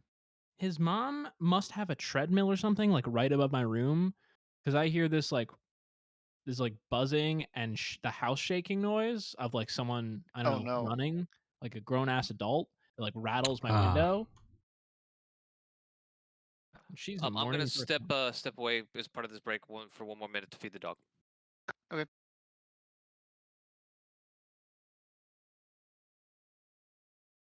Someone I mean, as long moved as you're not in. doing a treadmill at like midnight, then it's fine.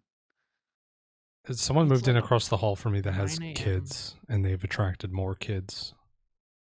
It's fine when they're in their house, but whenever they're out of their apartment, it's a lot of screaming in the breezeway.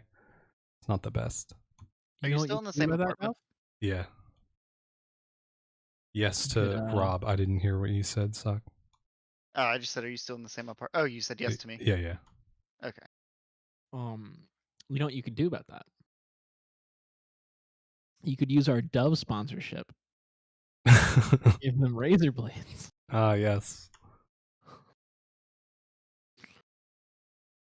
Yesterday, they must have been just like popping balloons or something. It was, but just like 5 big explosion sort of noises and screams accompanying them. Screams of joy, I should specify. I mean, that's better-ish. It's just a bunch of like random noise that wasn't here 6 months ago. So, yeah, I'm getting old and crotchety. Old mean, and if you think about it- upsetty. From my perspective, Dolph, you've always been old. True. It's okay, Duff. You're still young at heart. We're all still young at heart. He's literally complaining about kids next door. It doesn't seem very young at heart to me. I mean, I feel like I've been complaining about kids next door since I finished college, so. I did have that moment where I live in a neighborhood nearby a few universities, and they were like, and then like there's teenagers next door, and they have a pool that sits right behind my room, and like the teenagers were like throwing water balloons at each other and like having a pool party or whatever at like 9 o'clock on a Saturday, and I'm like, some of us are trying to sleep because we have work in the morning. I'm like, I am the worst person. I am awful. It is 9 p.m. on a Saturday. Yeah, that's fair. All right, everyone here? Is Lornak Yep. back? Yes. Excellent. Worst Lornak NA. So, you head to the north end of the city, or further north in the city, towards the glowing light of one of the bonfires. As you crest around the buildings and see the gathering, there's you see that there's a number of smaller fires that accompany the large central bonfire around which people are gathering. There's some large animal being roasted over one fire while kegs are tapped nearby on a table. Around some of the smaller fires, people gather to tell stories or sing songs. But around the large fires specifically, a group of dancers swing censers around, leaving trails of swirling smoke in the air. There's torches stuck in the ground, sort of marking the boundaries of the area, and you don't see anyone moving beyond those torches. They're all staying sort of contained in here where the light is. Relevant to our break conversation, children can be heard screaming and laughing as they run about, with many of the older folk watching them disdainfully. Kids. Fucking kids. I remember what it was like all those 340 years ago. Yes, sweetie, you're still young. Gabitha sees the people and immediately greets everyone that she has already identified as family members. So she's like, "Oh, hey, sweetie!" Like she's saying hello to everyone she knows. Yeah, and on this end of town, certainly there's a number of people that you recognize. I think even probably the people that you spent the night with are here. Gabitha goes and says hello and says, "Oh, it's so good to see you. I've been with my friends, these wonderful, charming little lads. But how has the party been going? Tell me all about it." Well, you tell me, I think, what were these people like? I don't think we fleshed them out at all. So, were they, is this like a human couple, or like, is this like a human and a dwarf, or like a pair of halflings or something? What's the sitch? They were extremely helpful, lawfully good aligned, and really interested in furthering our mission. People, no, they were they were dwarves. Yeah, they were dwarves who like to gamble a little bit, worked at the factory. No, yeah, they were dwarves, and it was I'll say it was a couple and their like grandchild.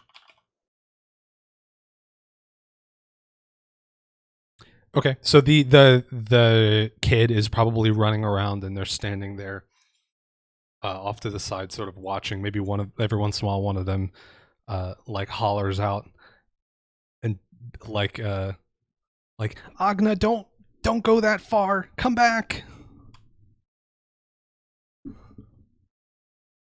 Yeah, it seems like everyone's worried about that line. Why don't we, are we not allowed to cross that? Is it a fire code? Oh, just the light doesn't quite pierce out that far. It's no one will be able to see you if you go out there. It's just dangerous. You don't want to leave the area. Ah, okay. I know the dangers of not going into the light. I guess it's the opposite here, but is it, is the idea that the light is protective? Like Gabitha's trying to dig and see if there's any relevance between the light or if it's just like the old wisdom of like, again, stay out of the dark. Yeah, as you go back and forth with this dwarven couple, you get essentially it's like a mix of both. So on the one hand, just you can't see your kids if they run too far into the darkness, and that's bad. But also the light is seen as protective, and in this period of time when the moons are both gone, you need these sort of these large fires to act as a replacement. So yeah, it's a twofold sort of thing. Okay. Gabitha probably like gives the family a hug and then goes back and probably wanders over to where the rest of the group is and says, it seems like these bonfires are really important.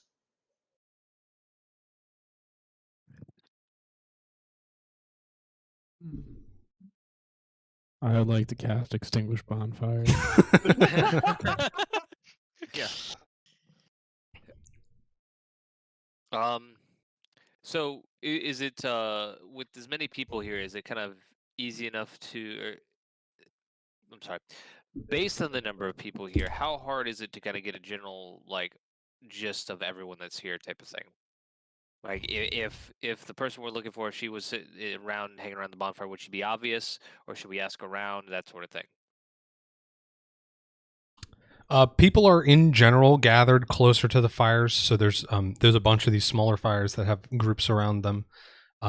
So while you can't quite make it out from here, if you walked around the area, there's not so many people that you wouldn't be able to get a look at everyone at least once, if that's what you're trying to do. If you're just trying to spot a familiar face, you could walk around and definitely do that.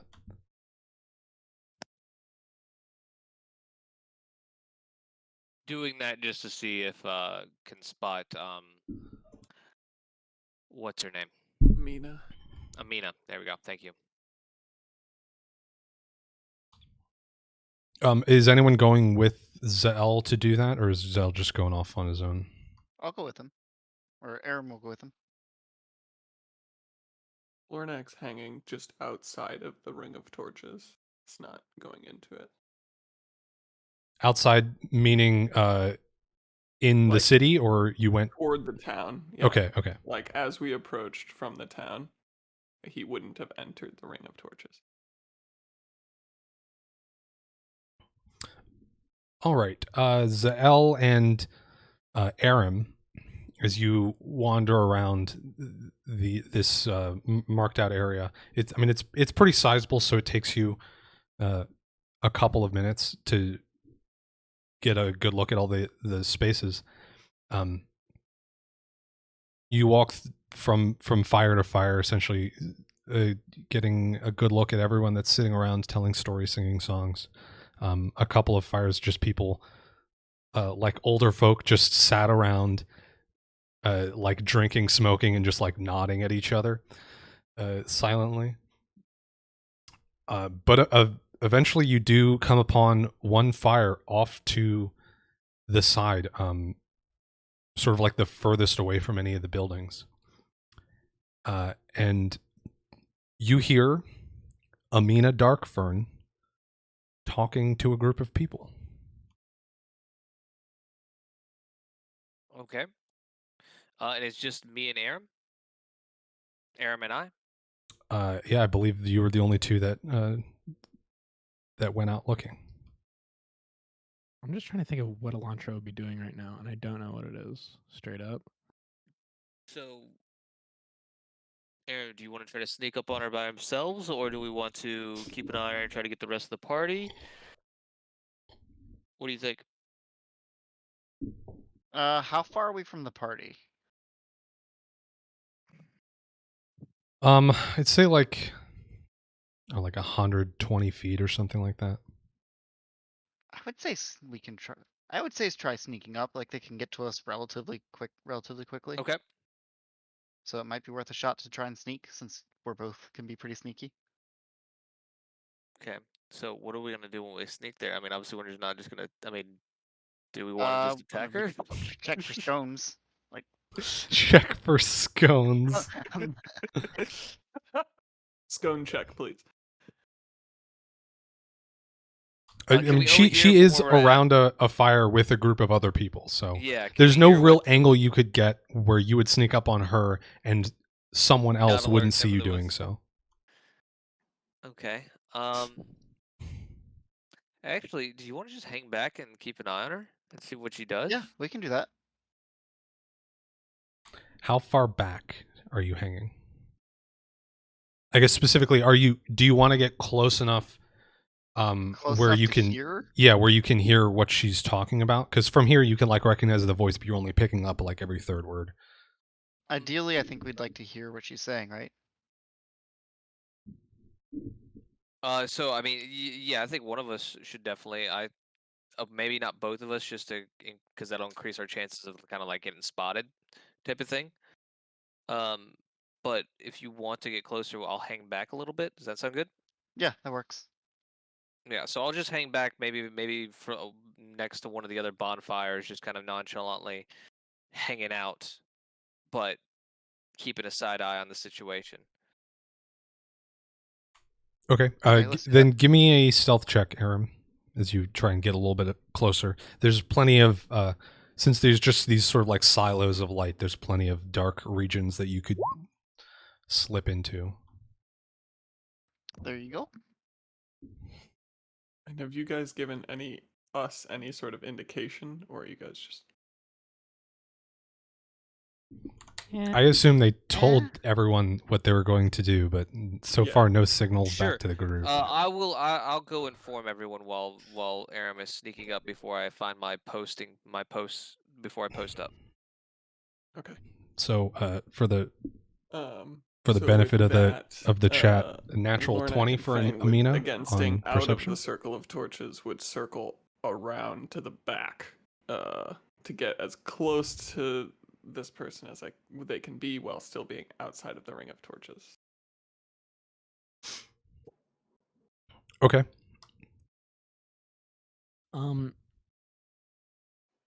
Can I reasonably get within 60 feet of her Ooh, I have an idea actually.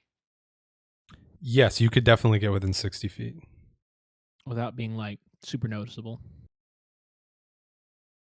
Yeah, I don't think it'd be difficult. She seems like occupied Cool. talking to this group, so And have people here seemed weary of arcane magic? I mean, you haven't really been flinging it around too much, but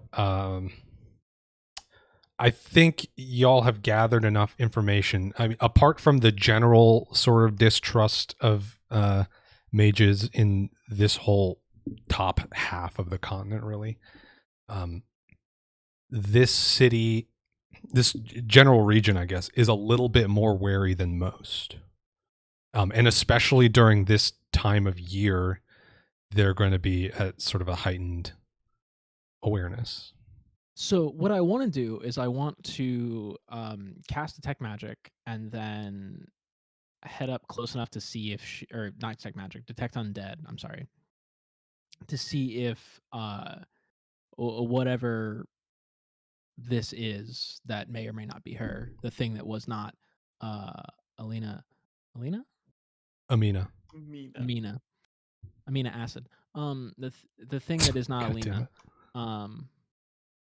Amina, God, awful, is an undead creature. And if so, like, can we keep it away from people? But I don't want to make people freak out that someone's doing magic. So What are the components on that spell? Is full VSM. I just looked it up. Fantastic, fantastic. You can certainly attempt to, I guess it'd be a sleight of hand to disguise the hand movements. That's probably the most prominent thing. VSM being verbal, somatic, and material, the three typical components. Spells can have fewer than those or more. Yeah, you can get to a spot where you can speak the verbal components without someone hearing you, because that doesn't have to be super loud. But the somatic components you'd have to try and hide, otherwise someone might recognize what you're doing. can I slink to the edge of the shadow to give myself some sort of advantage on this sleight of hand? Yeah, sure. check? Cool. As Yeah, a, as a fun flavor note, the material component for this spell is the earth from a grave. sure is. Nice. Got One that of shit in my my favorite component pouch. material components. Big fan of Grave Earth. Aram is pretty hidden at the moment, right? I believe. Yes. Oh, thank God. I would like to cast Disguise Self and make myself look like a completely different person. Ooh, okay. Like just like a regular human. So I kind of take the pinch of earth and I, like, between my first and second finger and my thumb, I kind of smear it into like a little muddy paste, and I just sort of rub that along the eyelid of my right eye,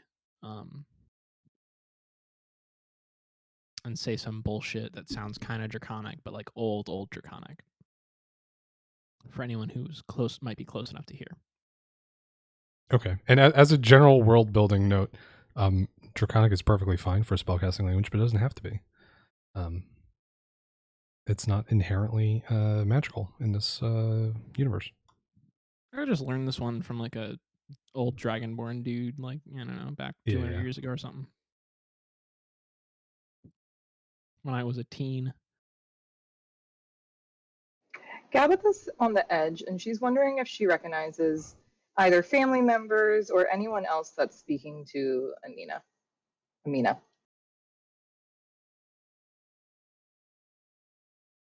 Okay. I don't think anyone that's talking to Amina right now is someone that maybe you've seen them around town, but not someone you've talked to. So it's not the people from the woods, the axemen. Right. Yeah. It's not anyone that you would have seen at the mill or in that group of lumberjacks out there. So it's some other group of people. Aram, you are doing this is because you're not a wizard. This is a spell-like ability. It is a spell-like ability because I am not a wizard. Couldn't be me. Okay. But I would like to look like a regular human villager.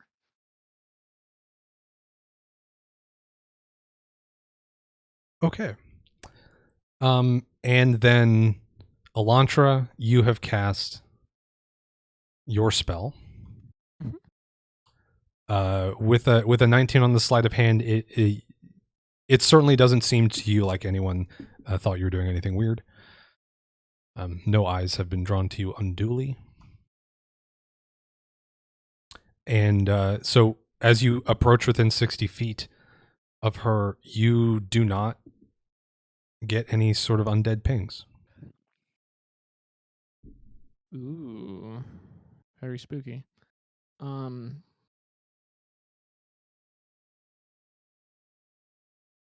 do I get any detect magic pings?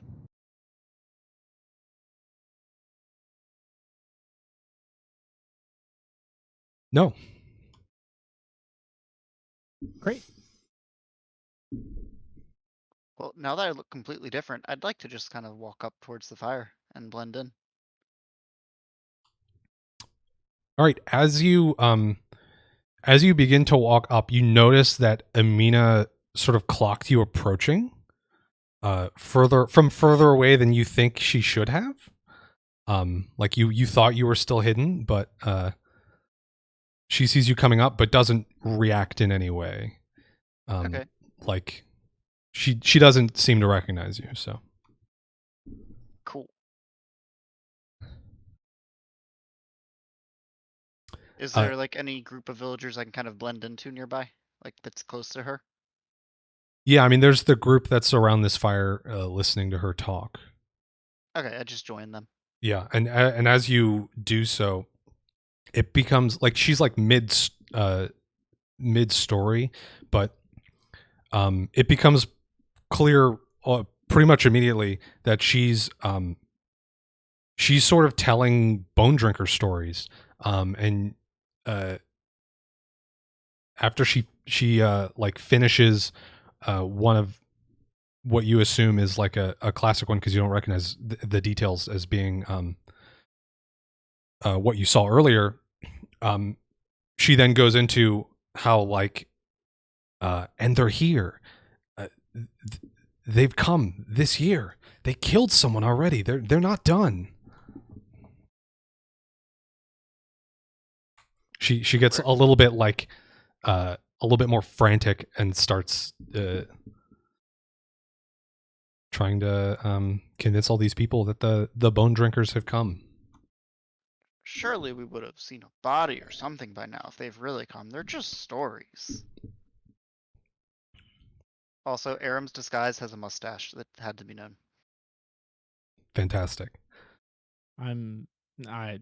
Don't worry about it. Yeah, people start looking at you and like nodding in agreement. Yeah, we would have heard about a body or something. And Amina responds, Growldrat, they killed one of the mill workers. Well, Not 2 days ago. I found his body. Could have been killed by anyone, right? Like, surely it could have been anything. Could have just been He an didn't accident. have any bones. Where's this body at? I can't believe such a strange story. Go to the infirmary, see it for yourself. I'm sure it's still there. Or better yet, go see the pool of blood where he was killed at the edge of the woods. I can't be quiet about this anymore. People have to know. They have a right to know.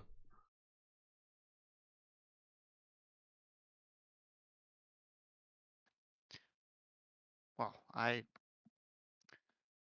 don't you show me where this this pool of blood is? I'm not sure. Sure. I'm not sure I can see it without, or believe it without seeing it, or my name's not Jack Skellington. What's the... As Elantra walks up. That's So not does true. Elantra I say just anything wanted as to they make walk that up? joke. They don't walk up. I just wanted to make that joke. So you ask her to show you. She says, "Sure, I was going to show someone in a little bit anyways. You can come with us. Meet me at the mill in an hour." Perfect. Aram inwardly starts panicking because his spell doesn't last an hour. Can you cast Lasts it more than once? pretty close to an hour. No. I'll have to come up with a convincing story and a strong bluff check, which is fine. I can bluff, actually. I can bluff pretty well.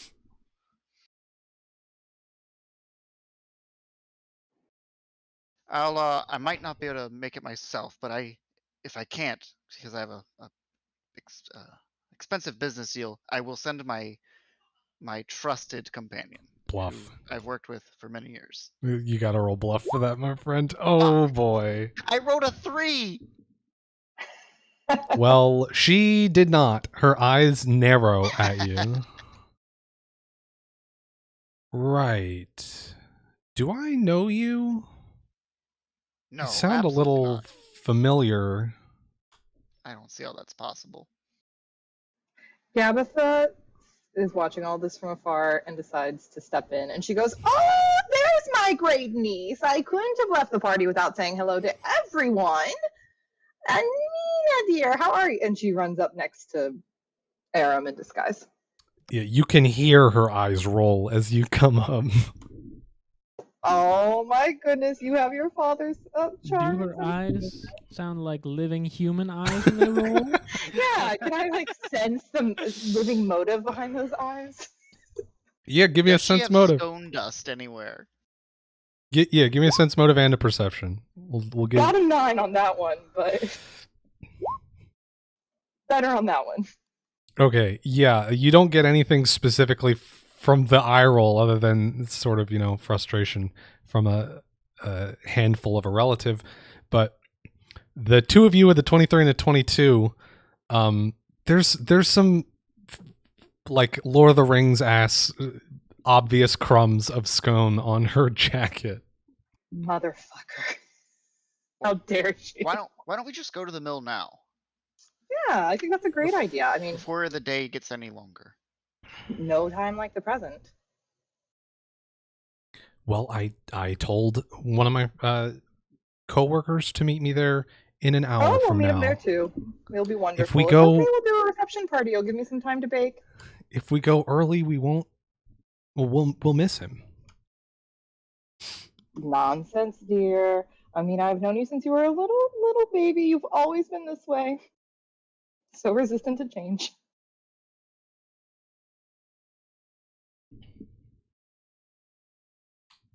One of the other people around the fire says, "Let's just let's change the subject. All this talk about bone drinkers, it's giving me the heebie-jeebies." And does anyone have any like happier stories? I think at this point, Elantra walks up and is like, "Ah, yes," and tells the most boring academic story possible. Like Wonderful. reading the dictionary level. Just like an account of some like arcane research that took a weird turn and required you to read a different book you weren't expecting to read or something. Is our world a grid? Oh my Situation god. of the ramifications of the anatomy of the gelatinous cube. And so I was reading this. It's quite fascinating, you see. For you notice that if you head northwest as opposed to north, you move much more quickly in times of dire straits. It's quite interesting. Just like on and on. Yeah, one of the people around here makes some excuse to go like refill their drink or something. And then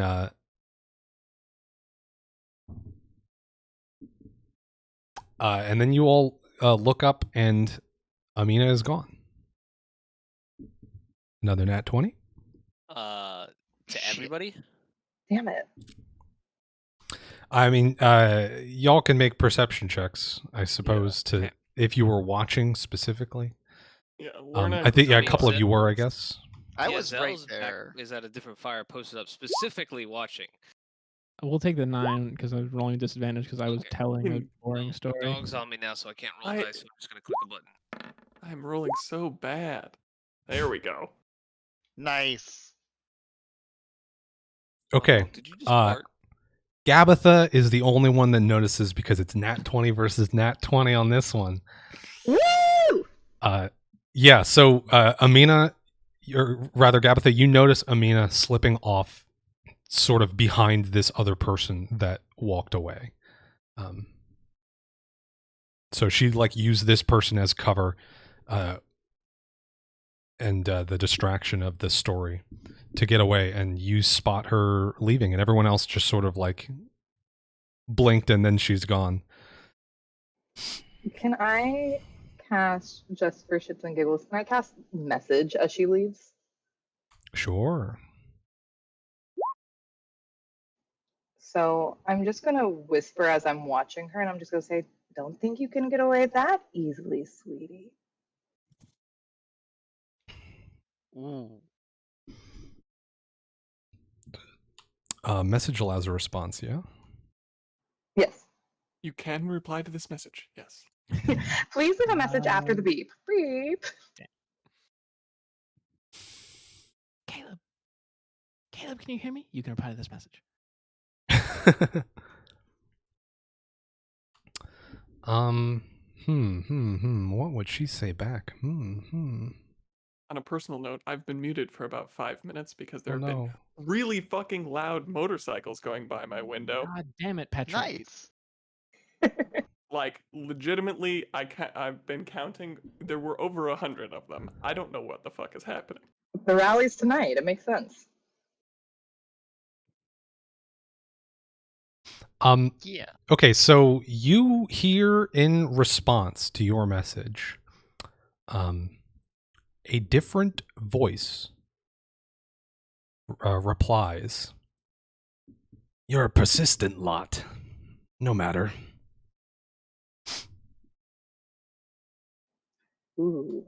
And The voice, Amina like, continues to walk, sort of splits off from the person she was taking cover behind and walks just to the other end of the clearing. And so you see, we would expect to find a gelatinous sphere, or really just an amorphous blob, since it's, just a cube of gelatin. And all the ones that I've run into have been perfect cubes. I'm not saying that it's right, but do your own research, We could live on a bearded Oh my earth. god.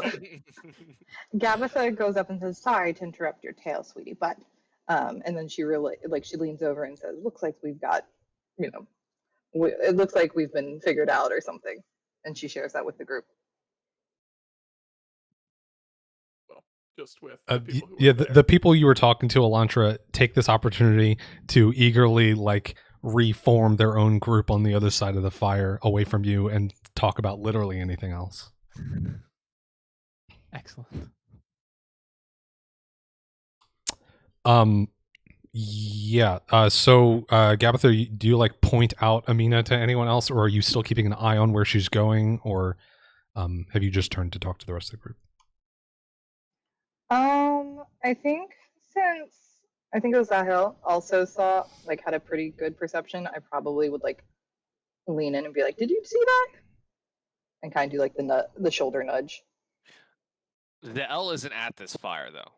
Then never mind. That would be is really off another impressive. tower, just kind of watching the whole situation unfold. But he missed her as she slipped out. Yeah, then I would say whoever is closest to Gabitha at this point is just who she tells immediately. I think the only people in range would be Elantra and Aram. All right, Elantra, you get this amazing information. Very well, we should move quickly then. If anyone is meeting her at the mill, then they will soon find themselves boneless, and not in a pleasant way like a fillet. Gabitha said, "Sounds like a good idea. And while we're walking and getting the others, you can tell me more about that story. I was so interested." Truly, there is no story there. I made all of that up.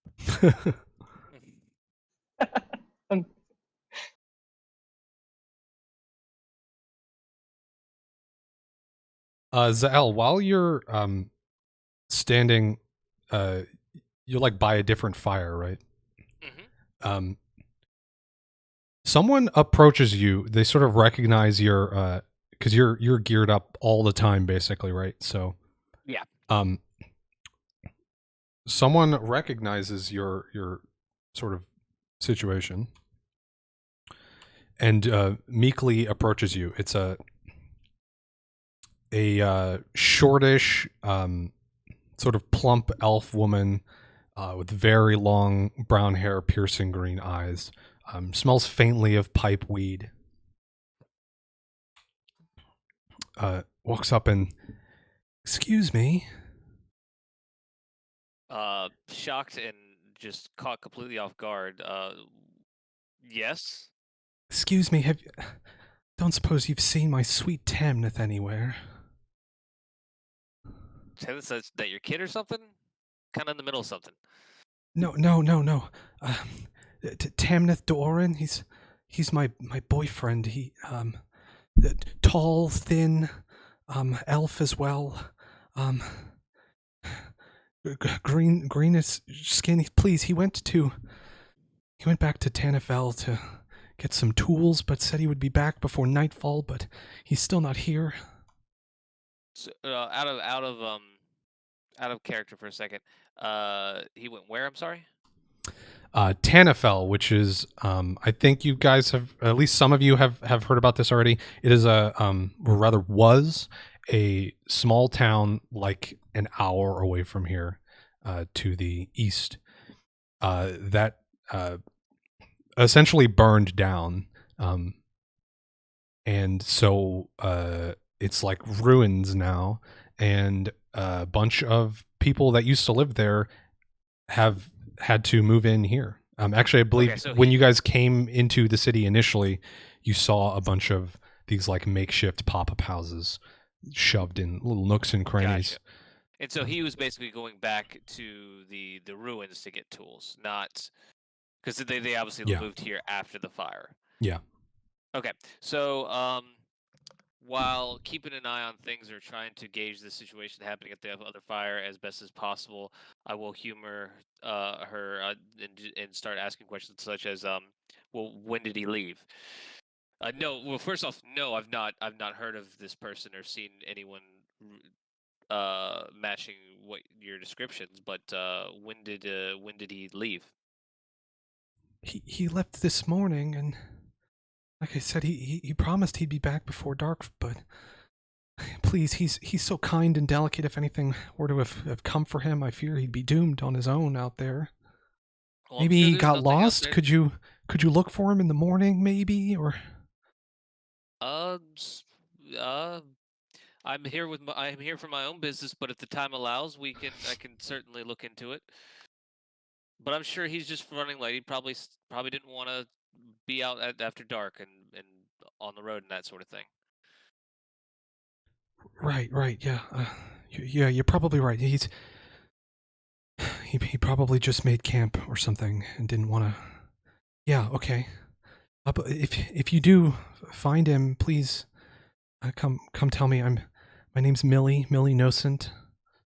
I live in she like points not too far over to like sort of a little shed, like lean-to situation that's set up like up next to someone else's house, not too far from the bonfire. And what was her husband's name again, or boyfriend, or whatever it was? Tamnith Doran. Tamnith Doran. Okay. Okay, Millie. Well, we'll keep an eye out and let you know. Thank you. And she'll like meekly walk elsewhere, nowhere in particular. A little bit relieved, but still very much covered in worry.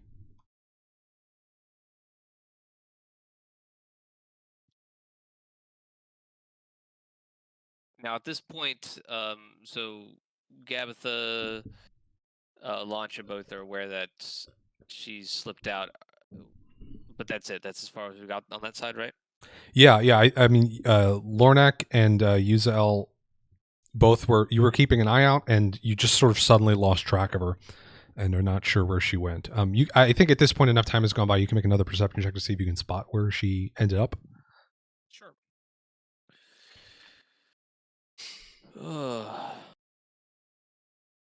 15.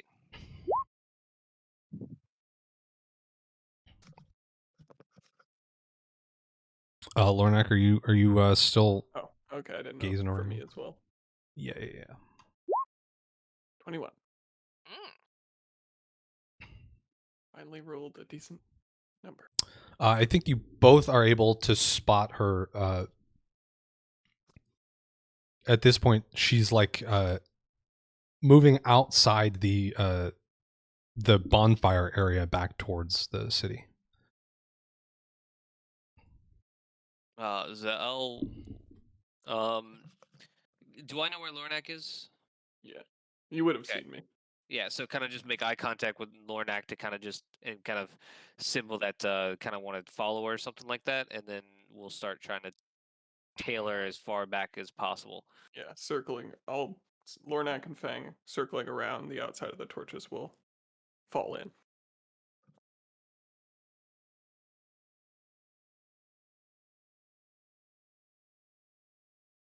Okay.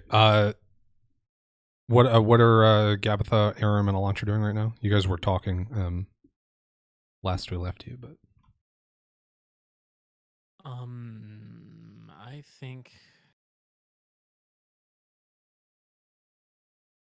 think that Alonso would probably just be like, fucking, let's head to the mill and trying to find the rest of the party to like meet up and work together. I think Yeah, Gabitha Aram can agrees. follow. Yeah. As Lornak was sort of circling around, he would have sort of tried to catch the eye of the other parties and pointed in the direction that Amina was going.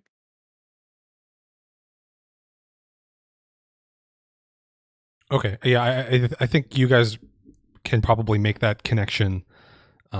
Assuming someone in each group would be looking around trying to make eyes with the rest of the party. So the message sort of gets across that Amina went that away. We will follow her stealthily.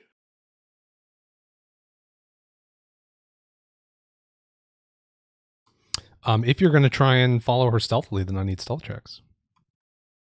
Okay. Of things that aren't knowing things, I'm pretty good at this. Is that one. just Lornak and Ooh. Zahel for stealth? It's anyone that wants to be stealthy in this following Well, endeavor. Okay, then yes. Lornak rolled a natural one. Yeah. So Mine did not do well.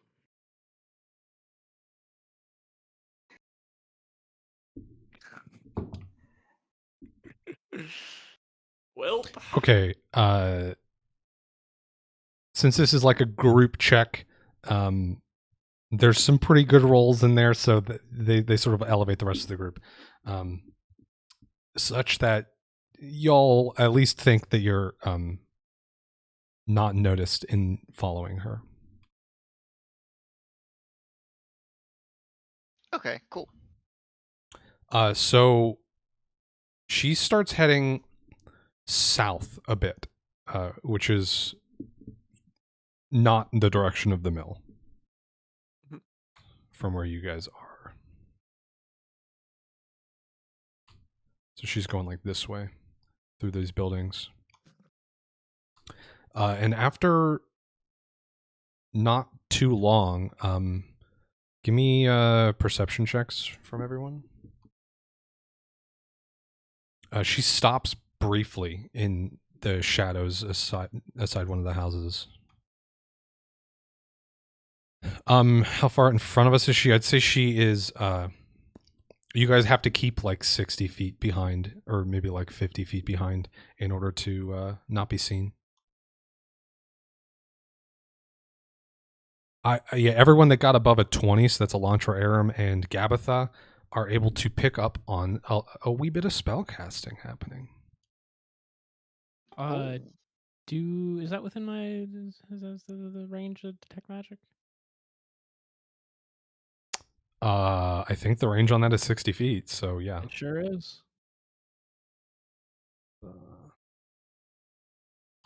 So I believe you can give me a... It's spellcraft or knowledge arcana for a spell that's currently being cast? They are the same modifier for me. They're both +9. Okay, to identify a spell as it's being cast is spellcraft. So give me a spellcraft roll.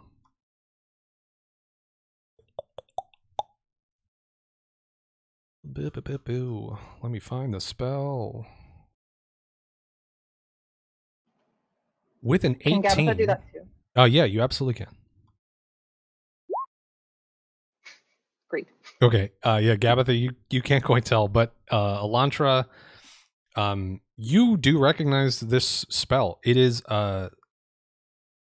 some variation on Whispering Wind, which is a spell to send a message a long distance. So the three people that saw her doing this, the Aram, Gabitha, and Elantra.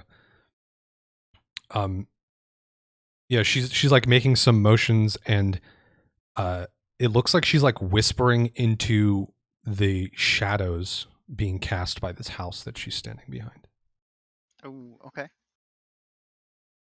She like bends over and says some things, like cupping her hand to her mouth, and making some, somatic hand wavy things with the other hand.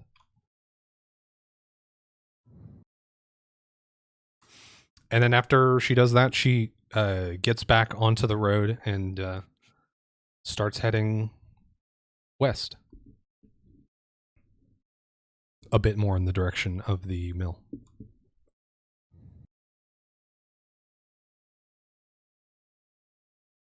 Hanging with her, I think. Yeah, I think hanging with her.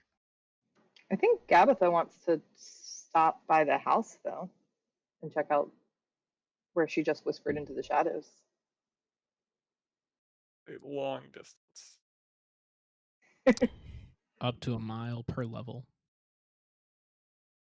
Yeah, if you want to like briefly stop at the house that she was at,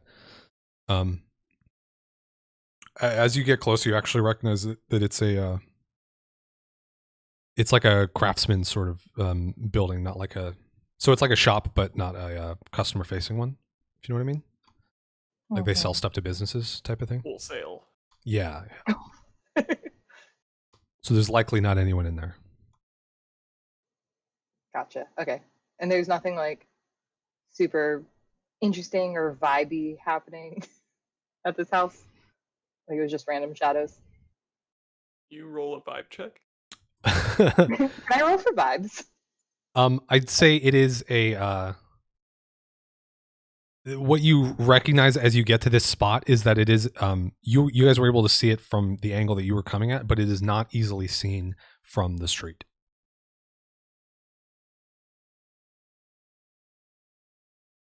Okay. So she was like here ish.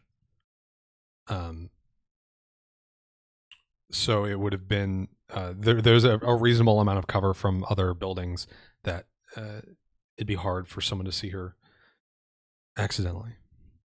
But there's no one there. Currently, no. She's moved on. Continuing to tail her then. Yeah.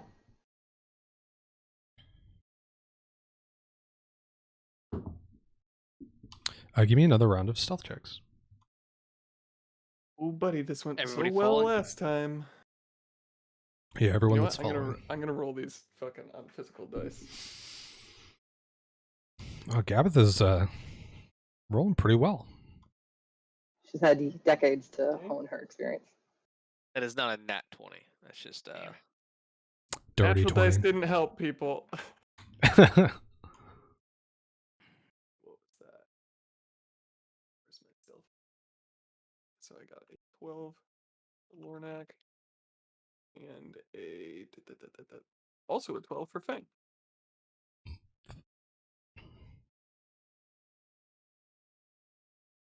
Well.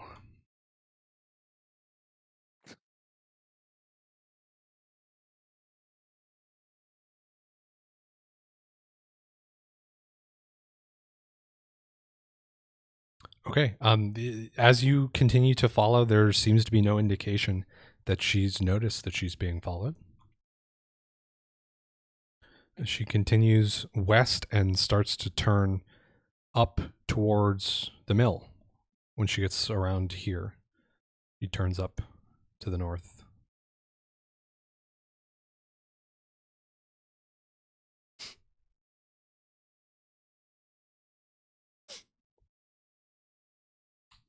And eventually comes to the mill, which is seemingly empty at this hour. About how long has passed? Actually, Zell doesn't know about her supposedly meeting someone in an hour from now. So never mind. Well, anyway, I'd say it's been maybe 30 minutes. I mean, she wasn't walking particularly quickly, so. Okay. So are we just watching her at this point, I guess? I mean, she's alone now. We can always jump her now. Yeah, I mean, once she goes Ooh. into the mill, I'd assume the plan would be to follow her in there. Yeah. Let's jump her. Does she look like she's going to walk into the mill soon? Yeah, she walks up to it and like glances around the outside, goes to one of the edges of the building and takes a quick peek around like she's looking for someone. And then when she seemingly finds no one, heads inside.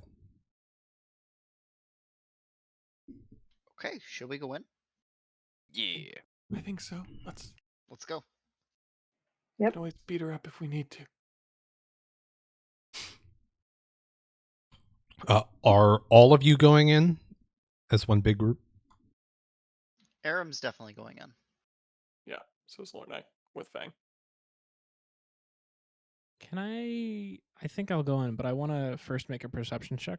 Just look behind us, particularly in the direction that the Whispering Wind was cast. Okay. Give me that perception check.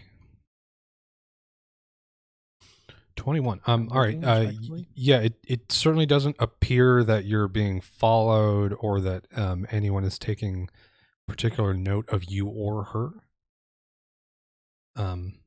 There's in fact very few people walking around right now, since everyone's either like at home or at a tavern or at one of these bonfires.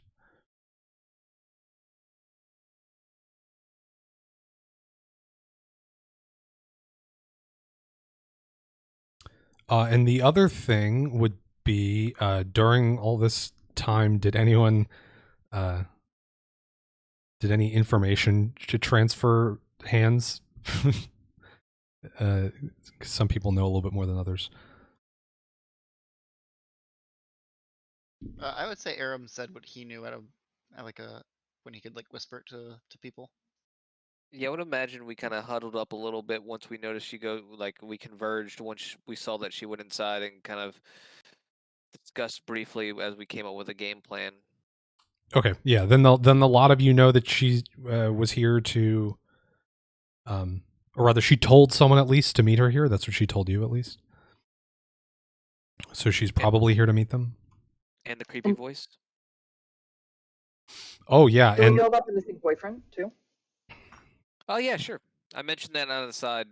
Not overly sharing, not sharing the full details, like not going into super detail because it just doesn't seem super important at the moment. So Gabitha would have conveyed that it was a different voice in her head. yeah. And question, was it like different voice? Like, was it like a male voice or was it like an androgynous voice? Gabitha probably should have asked that at the time, but you know. It was certainly more masculine than Amina's voice. It also had, I think, a slightly different accent to it. It was very clearly a different person. Okay. Gabitha says, "All right, boys, listen up. We got a butch foreigner here." No, I'm kidding. Gabitha does share that it's a different voice, certainly. And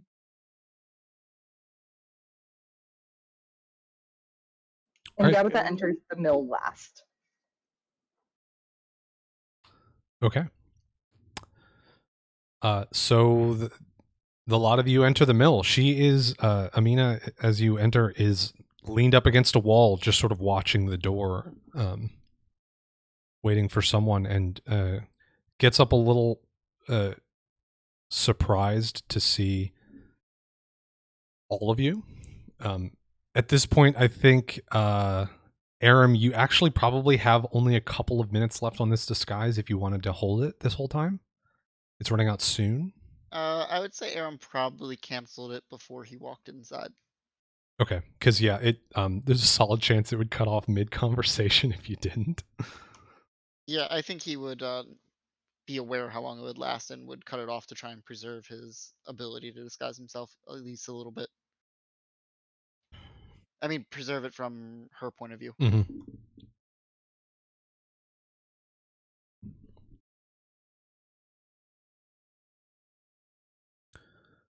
Well, I wasn't expecting all of you. Where's that chap I invited here?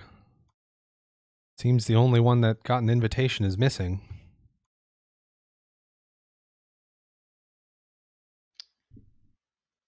Out of character, is she talking about Aram's disguise? Mm-hmm.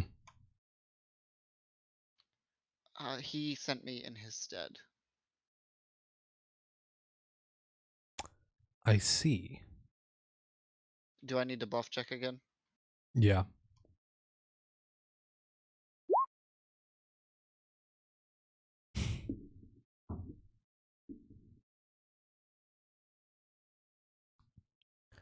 Can I give the help action and say old Jack is a long time friend? You can certainly try. Fuck. We all tried. All right, cut the crap. Why are you here? I know I said I wasn't going to tell anyone, but look, they have a right to know, okay? If things are out there killing people, they have a right to know.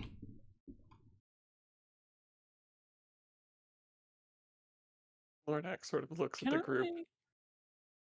Can I roll Side sense eye. motive on that? Sure. Come on, big money, no whammies. Ooh, that's It big worked. money. Woo! That is There's big no whammies money. there. No whammies.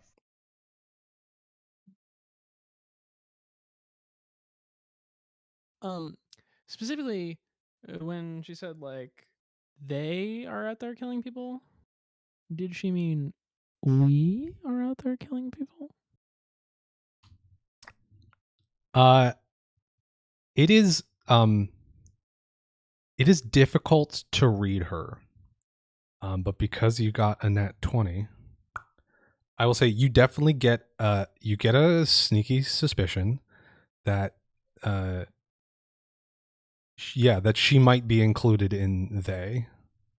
Certainly that she's not referring to bone drinkers, not really. Cool. I do nothing with this information. Excellent.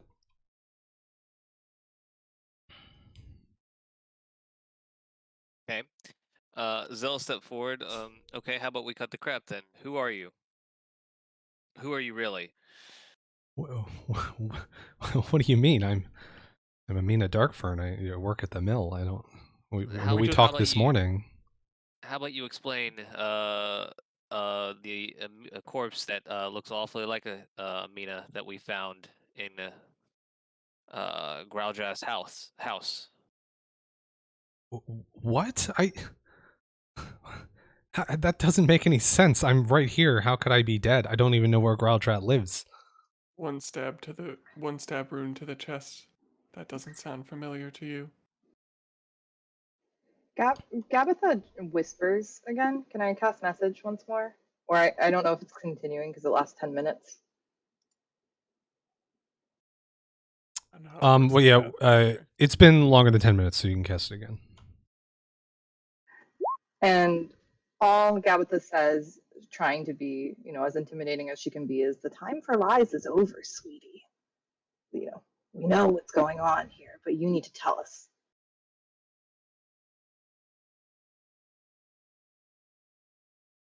Elantra, I'll say that 22 cents motive still paying off a little bit. You notice one of her hands moves slightly as if reaching for something in a pocket.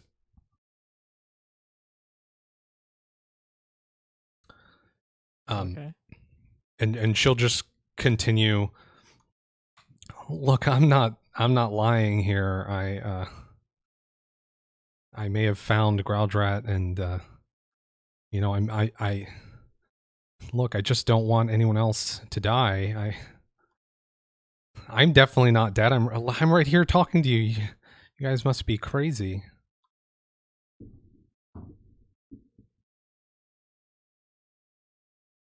Are you actively trying to gaslight 6 of us who saw a corpse that was the body that you claim to be in right now?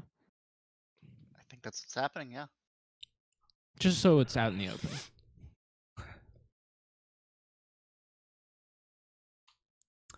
Not buying it, huh? Yeah, Lornak at this point will just like walk up pretty close, sort of loom over as best he can. Just go. Stop the shit.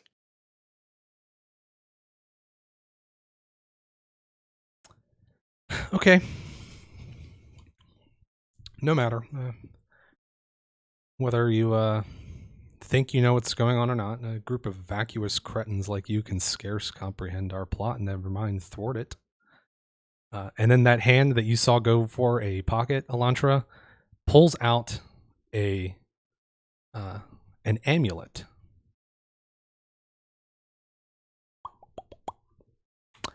She quickly spins it around and brandishes it out at everyone, speaking some word in a language I don't think any of you understand.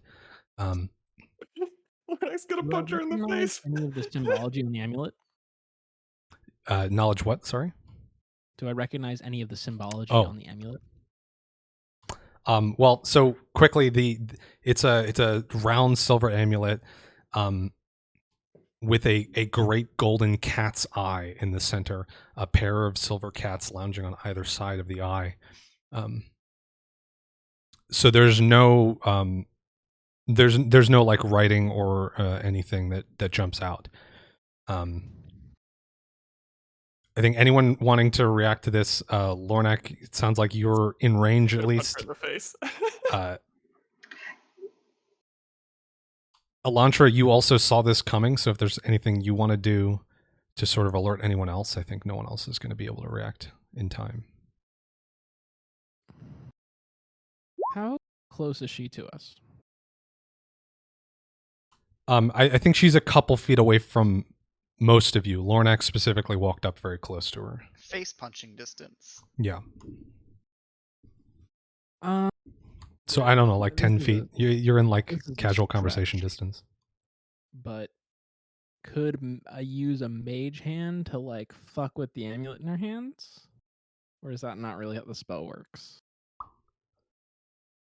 What kind of fuckery do you want to do? Are you gonna try and like knock it out of her hand, or just like, I don't know, like turn it around, or like cover it, I or think what's knock it out of her hand is the goal. But okay?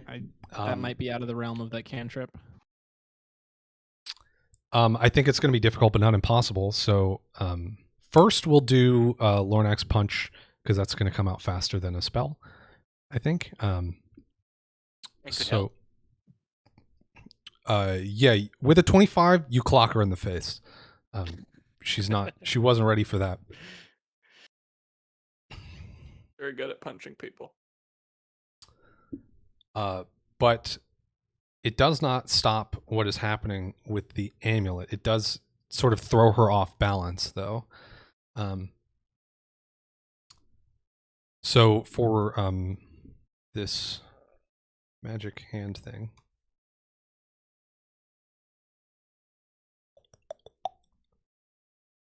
it doesn't have Mage hand gets a stats or little anything, fucky. right? Yeah, it gets a little fucky. Let's say it's going to use your caster stat. Great. So it's going to be this is going to be essentially an intelligence combat maneuver is what we're going to do here. So +6 then? Yeah, so it's going to be base attack bonus plus intelligence plus a d20. which sounds like maybe is a +6 for you. I'm not sure. Yep. Cool, cool, cool.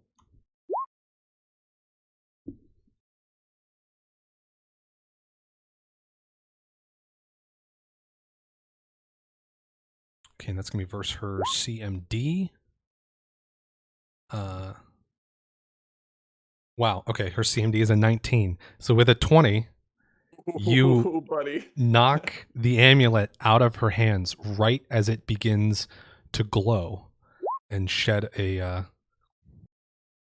faint gold light from the eye. It lands on the ground face up.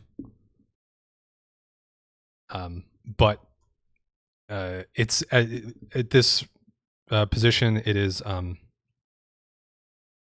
just sort of like pointing up into the sky off to the side. She throws out a curse in another language, a different language that I don't think any of you understand, and then begins to run.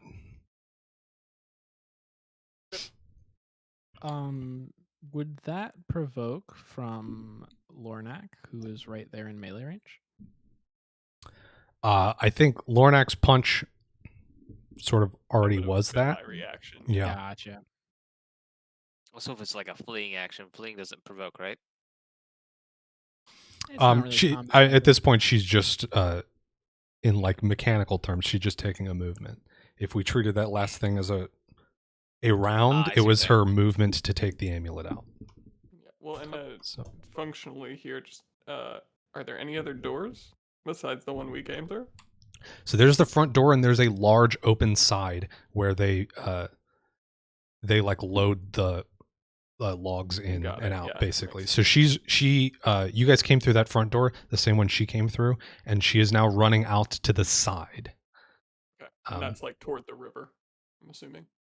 Yes. The L would give chase. Yep, same. I think Okay. Elantra would do their best to give chase, but mostly stay exactly far enough that the party gets the speed boost, but she does not. I was just about to ask, how far away from us was she from the rest of the group, type of thing? Would we get a speed buff and she wouldn't? Yeah, that's a good point, I guess. Interesting. She's 20 Yeah. feet away when she starts running, and Yeah. You can try and get that effect, and we've already established that Elantra can recognize a sort of glow around people's feet when they're impacted by this, so you can use that feedback to keep her out of it, if needed. Is anyone going to try and do anything with the amulet that's on the ground, shedding this Ooh, actually, faint golden light? I think in character Elantra would be more focused on the amulet than he would be the chase, or they would be the chase. Lord, I couldn't give a flying fuck about the amulet. He's going. Okay, everyone except for Elantra chasing then? Elantra's going to stay behind at least briefly for this amulet? Gabatha is with Elantra because Gabatha can't run that fast. Okay. She's strong, but she's not fast. And Aram's gonna chase. Yeah, I don't know what everybody in the party's movement speed is, but I'm gonna guess that Fang will be taking the lead pretty quickly. Yes. I'd assume. Fang has movement speed of 50. Okay. Oh, yeah. Then Oh yeah. real quick, Gabatha, are you engaging with the amulet in any way, or are you just hanging by Elantra while they deal with it?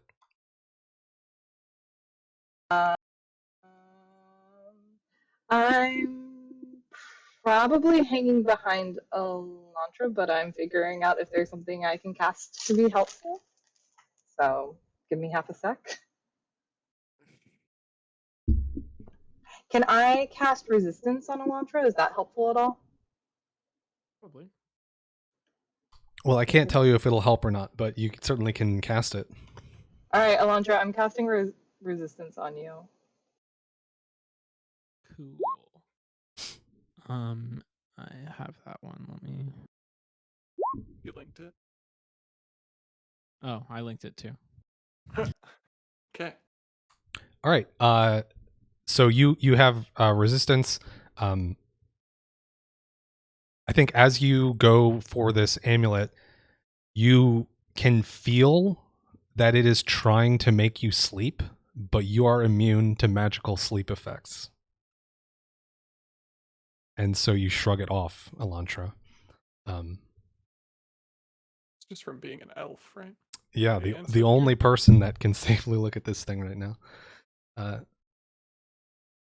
So I verbally warn the inferior races of that. well, everyone else Whoa. has run off, but Gabitha at least knows not to gaze into the eye. Yeah, and so like as you pick it up, it continues to glow for just a few more seconds, and we'll cut over to the people chasing. She has a slight lead on y'all just because she started running first, but it's not much. And as you mentioned, Fang is going to be notably faster than her. So I think we'll give Fang one opportunity to stop her while you're in this sort of more open space. Because as soon as she gets out of this mill, she's going to hang a left away from the river. She intends to head back towards the city, it would seem. Okay. So Fang's gonna try to trip her. So that is what, a D20 plus CMB? Yeah. Yeah, you should be able to just click on CMB on Fang's sheet in Roll20.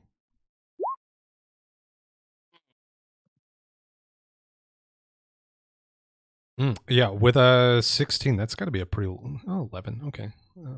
Yeah, with a 16, Fang like tries to bite at her heels, but misses slightly, and that little bit of slowdown that it took to make that bite attack lets her get a little bit more distance. And the chase, it is afoot. So y'all obviously you're trying to catch up to her and stop her somehow before she gets away. But so here's how we're going to do this. You're going to be moving through like cards that and presented with obstacles on each card. A card is roughly 30 feet. It's a turn of movement basically. So there'll be some obstacle. You'll tell me how you get past it.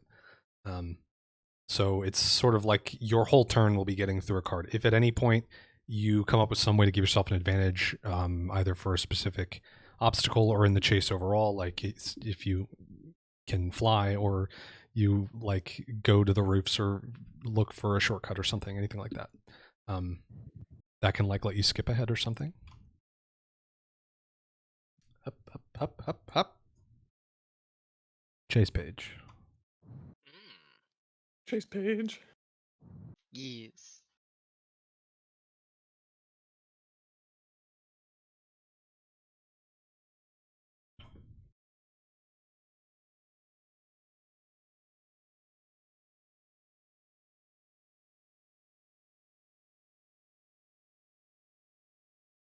Okay, so ignore this thing that says bonfire because you're not at the bonfire right now. I thought you would be.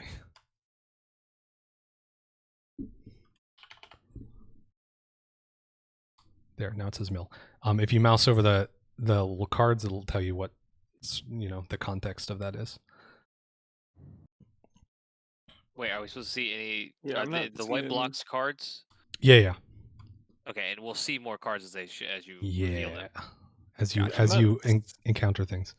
I'm not seeing any text that says mill. If you anywhere. hover over the background of the card, like the black border of It's it, you should see it. Not doing it for me. I don't know if anybody else is having success. It works for me. Yeah, It works for me. Stepping away for a quick second. I'm gonna refresh my page.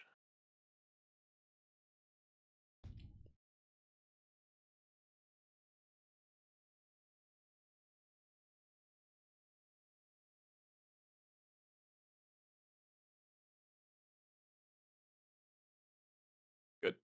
I don't know what was going on, but we're good. It's working now? Okay, cool. Yep. Excellent.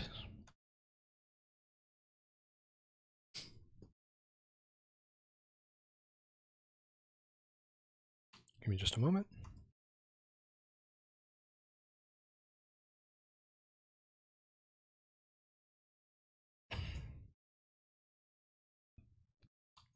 Okay, so we will do this in initiative order. So everyone give me an initiative roll. Okay. And Gabitha and Elantra will sort of join the chase like around Damn it. late, basically. Bro. Ah! Ooh! Ouch. I told you she was slow. Jeez. Right, you rolled intelligence. Yeah, it's an And she's not smart like me. Well, Well, you got to dodge a natural 1 by clicking the wrong one, and then you got a 20, so... very worked out good! for you. My master plan. Just I'm like back. we wrote it up in training camp. What are we doing? I'm sorry. Initiative. Initiative, yes. Oh my gosh. It's Hey, it's really- one better than doubly last bad. time. Doubly bad when I roll bad initiative. You wanted to send this result to the turn tracker, but no valid token was Yeah, selected. you can ignore that. Okay. That just seems new. It happens if It's you been don't have your around. token selected when you roll initiative. And it is only applicable if we're using the Roll20 initiative tracker, which I don't use. So Which sucks Ignore that. ass. Okay, that's yeah. I hate the roll 21. yeah, I'm not a big fan. I use a Don John tracker. Also, can You I just should say, just write it apparently in my a character notepad. is unable to roll a decent initiative tonight. Even the fake roll just now is not is poopy.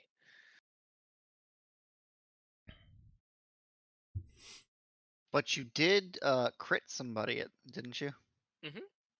Oh, my other rolls have been great. I've rolled like 20s, like three or four 20s tonight. There's been a lot of 20s tonight. Yeah, there have been. I rolled disadvantage, so it I didn't rolled count. 3 of them, I think. And one got negated by another 20. Mm-hmm.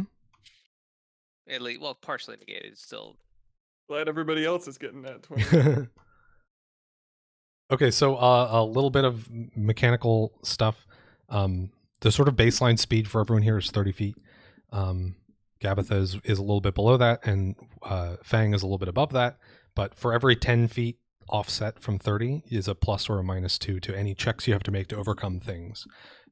Otherwise, you'll still sort of progress like one card at a time, unless you do something to skip a card or something like that. And Amina's just going to go one card every round, no matter what. Unless you stop her, like tackle her or some shit. Okay. So as this chase gets off, Fang goes for that tripping bite early on while Amina's running through the field to the south. She's able to slip out. Let's say she loses a shoe instead of being tripped over. And is able to get a little bit more distance from y'all. A group comes out of the tavern, the Bottomless Barrel Tavern, I believe it is, and she cuts through that like right before the crowd gets really thick. So the rest of you, as you proceed forward, are going to have to deal with. Oh God, a crowd. No. Lovely.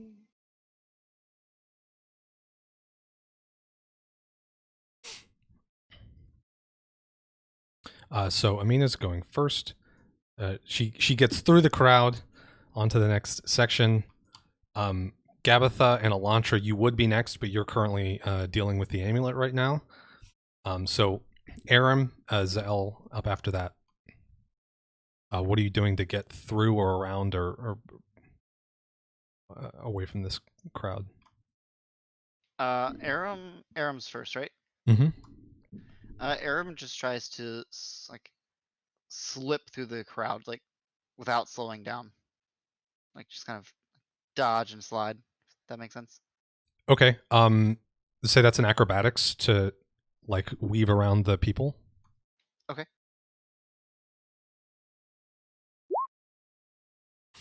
Oh yeah, easily you're able to get by. You don't slow down even a bit. So am I in the crowd token now, or where? Yes. Yeah, you're on Does that it like matter? leading edge of the crowd token. You'll move to the next one and the next one. You've Okay. bypassed the crowd. Zael, The L will do the same. acrobatics then. Yeah, you're also able to slice through, no problem. Lornak. Figuratively speaking, right? I'm not cutting down. The Yeah. That would have been a different check. Swinging the glaive. Just Clear a path. Actually, I will just put Fang on the sort of same initiative as you, but Fang has to also make, do things to get through these. Okay, hopefully what Lornak's about to do will make it not matter. Lornak's just gonna run up to the group and go, "Make a hole!" and try to part the crowd. Okay, you want to intimidate for that or Yeah. diplomacy? Intimidate. Okay.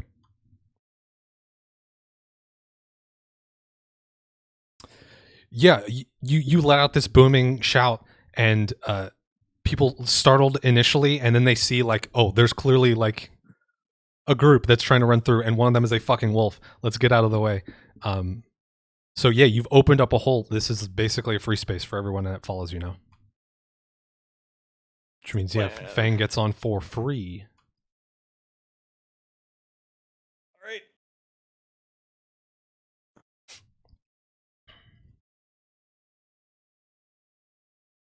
right. Amina then cuts into a tight alleyway.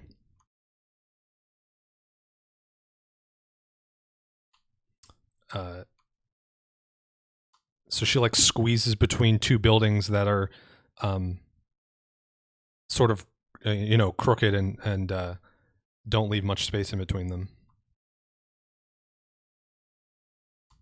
Now we have Gabatha and Elantra. The crowd is sort of dispersed by Lornak shouting. So as you guys follow up, Gabatha, actually, you're moving at normal speed because of Elantra's boots. Basically, anyone in the same card as Elantra will get the benefit of the boots.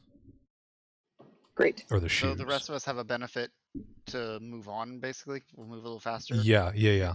So, and because it's a 10 feet of extra movement, it'll essentially just give you a +2 to any checks you make that turn. Cool. Nope. And that means Fang gets a +2 and doesn't get an additional one because we talked about that earlier. But he gets a +2 to everything, right? He gets a +4 because he's +4, okay. 20 feet faster than the baseline of 30. Got it. Okay. For any checks that he has to actually make. So, Elantra and Gabatha, you're able to just run forward. The crowd has made space for you. Is there anything either of you have that you would like to do to try and give yourself an advantage, or are you just running after the group? At this point, you're lagging behind a little bit, obviously. The only thing I think that I'm going to do is I'm going to cast Dancing Lights just to have light source and send them forward towards Amina. Okay, so the intention being the lights will just essentially follow the whole chase. Yeah, basically. Okay. Like the lights are behind her enough that they are not illuminating for her, but they're making sure that any obstacles we might have a better chance at seeing. Excellent. Okay, Aram. Wait, sorry. How far away is Amina? From you, she's like 60 feet away. Can I cast Silent Image and throw a wall up in front of her? Interesting. Okay. I assume that's within 60 feet that you're able to do. It says it's a 400 foot plus 40 foot per Oh, level range. easy. Okay. Holy shit. Yeah. Yeah. Could I put, a wall, or should I do something different? I could put like a Wall makes bonfire. sense. If Yeah. she's in a narrow alley. Yeah, I want to basically just put something so as she's trying to move forward, it like it kind of comes up in front of her, and maybe it like throws her off her track or just slows her down for a minute. Not a minute, a few seconds.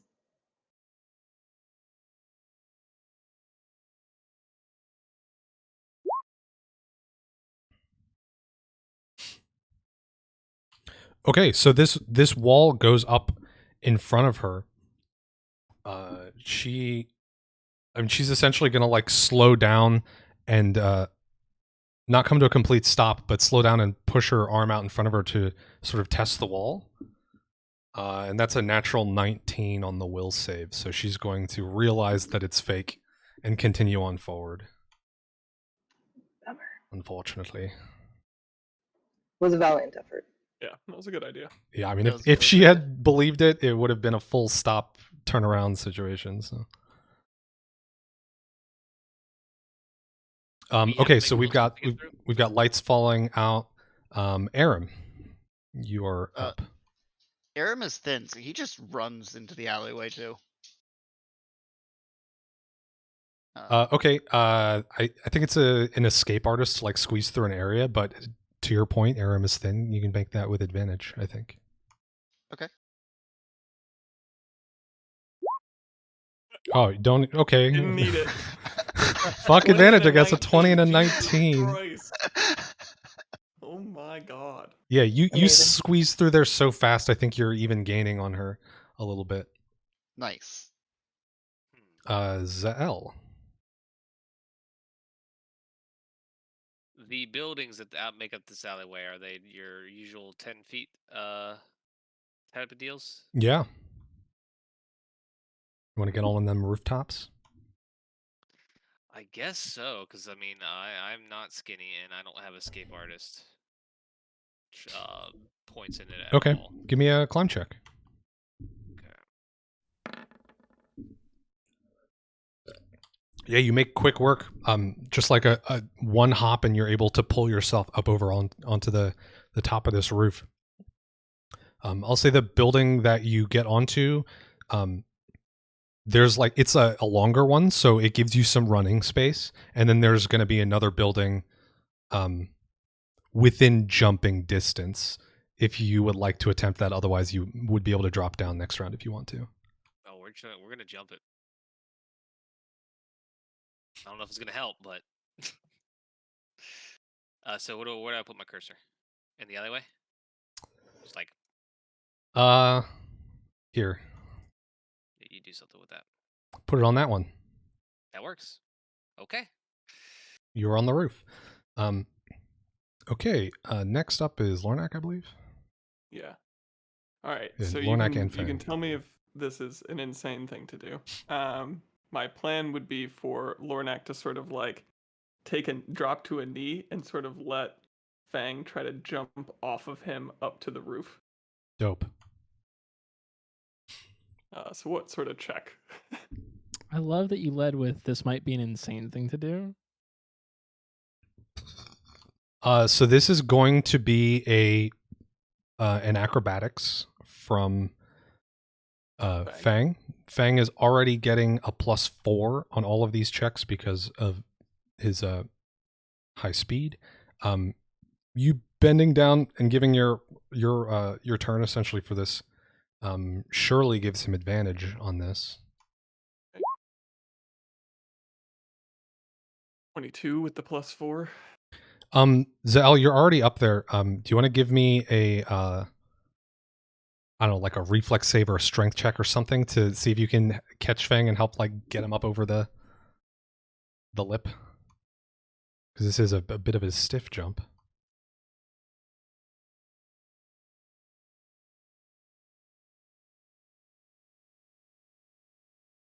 Zael, you there? Sorry about that. I had to help with something real quick. What's up? Fang is trying to jump onto the roof that you're on. Can you give me a reflex save or a strength check or something to Certainly. try and aid in that effort? Should have done. Okay, that's good enough. I'm going to say that upgrades this acrobatics to a 20 and gets Fang onto the roof because it's cool. Well, it would have been a 22 with the +4. Oh, then it's a 24 total with Zell helping. So that's good enough for me right now. Yeah, sorry. Hopefully you guys didn't wait too long. I came back to No, silence. just like Apologies. 3 seconds. It wasn't a big deal. Okay, so yeah, that puts Fang on the rooftop, and Lornak, put yourself in the back half of the alleyway card because you haven't You haven't gotten through or around the alleyway yet, but Fang has, so your next round you'll have to find some way around it. Alrighty. Okay, that brings us back up to the top. Amina is doing stuff. She makes a quick turn, and you lose sight of her.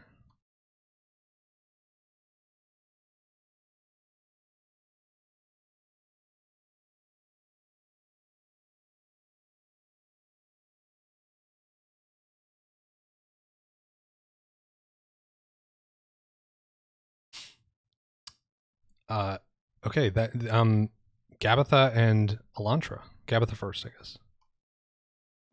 So we can't see her at all. Right. Yeah. She squeezed through this alleyway and then made a quick turn. So you've completely lost sight of her.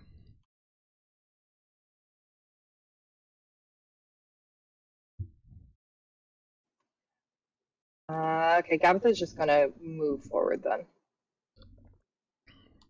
Okay, how is Gabitha contending with this alleyway? Is she going to try and squeeze through or go around or something?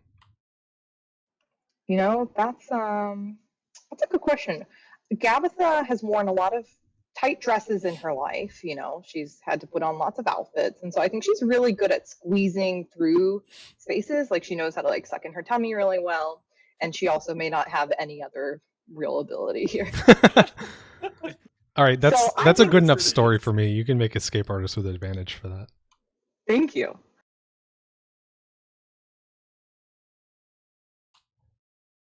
Oh yeah, 16 does the trick. Great. You definitely have to like slow down a little bit. You don't slice through it like Aram did, but you're able to get into the alleyway past that little choke point at the start of it. As Gabitha moves through, she pats her tummy and like jolly chuckles and like, oh, too many muffins, I guess. Elantra. Right.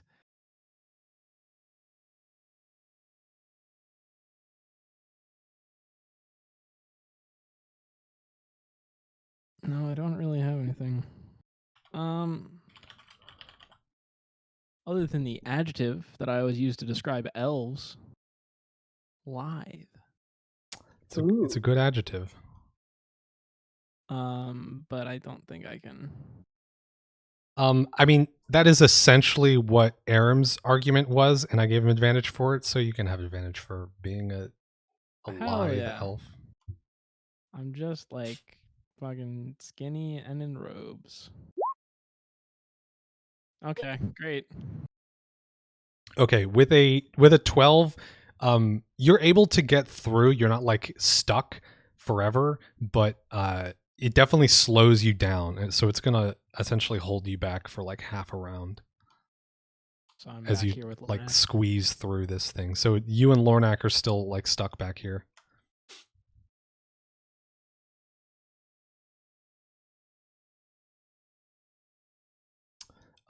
Aram, so you have gotten through the alleyway. She did make this turn before you could get around. So as you emerge to the other side, you take a quick look left and right, and you can't quite see her. So at least not immediately. So what are you going to try and do? Okay, so it's like a T, I'm guessing, kind of. Yeah, something like that. There's essentially two correct, or not two correct, two potential paths that you can see. Yeah, let's say there's a third, but you can see all the way down it, and she's clearly not there. So there's two others that it could be one of those two. And I'm assuming that it's like there's no like sign. There's no signs I can look for of what she did. I mean, you can make a perception check to look for some signs. You could guess. You know, there are some options.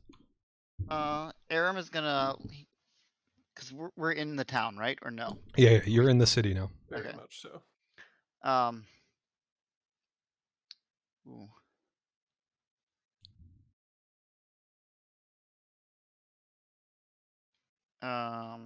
Aram's just gonna go left. Okay, you just guessing? He's guessing. Okay.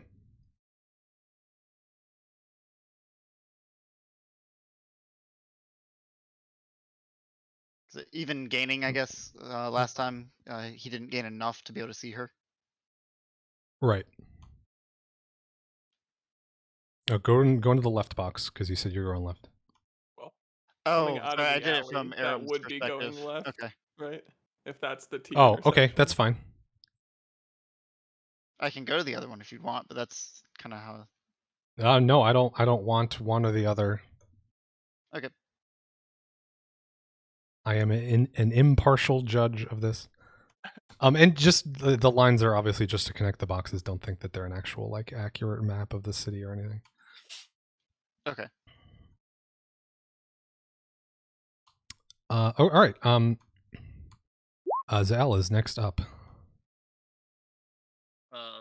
Can I see which direction she went from my vantage point? Yeah, I think being on the rooftop, you have the vantage point. You and Fang can both see where she went.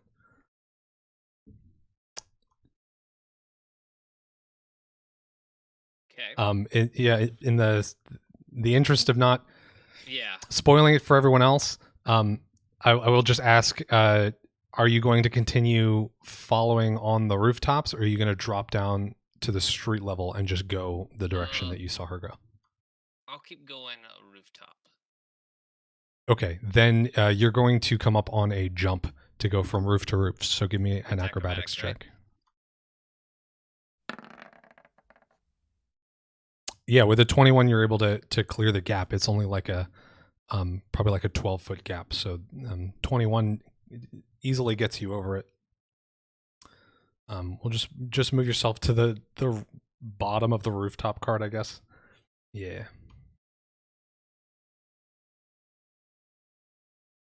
Lornak and Fang. Fang's gonna do the same. Yeah, Fang can also see where she went and has the benefit of scent. So yeah, give me an acrobatics. Oh, you already did. All right. Yeah, Fang definitely makes it over. Lornak, you, however, are still faced with an alleyway between you and your quarry. Okay, just give the old squeeze through here. Oh yeah. Shwoop. And you can decide how this works, like distance action wise, but Lornak would probably be trying to keep his eye on Fang up on the roof. Okay. I will say you can make a perception check, and if you succeed, you will correctly follow the right path.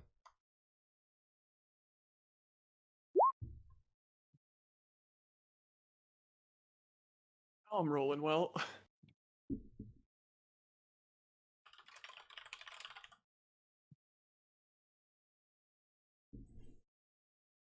Yeah, you're able to choose the correct path.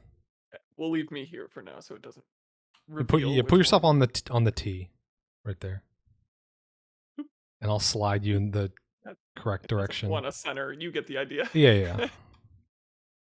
Here, we went over this earlier. There we go.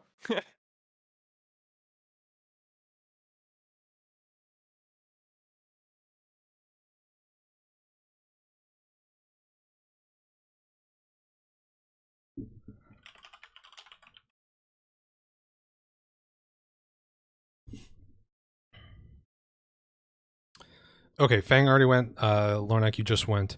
All right, that brings back up to Amina. Doing a bit of a run.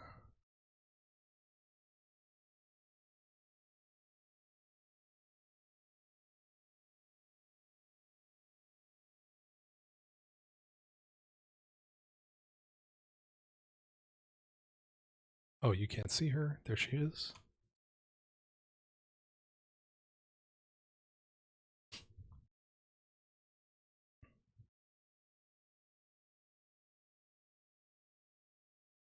Okay, Gabitha.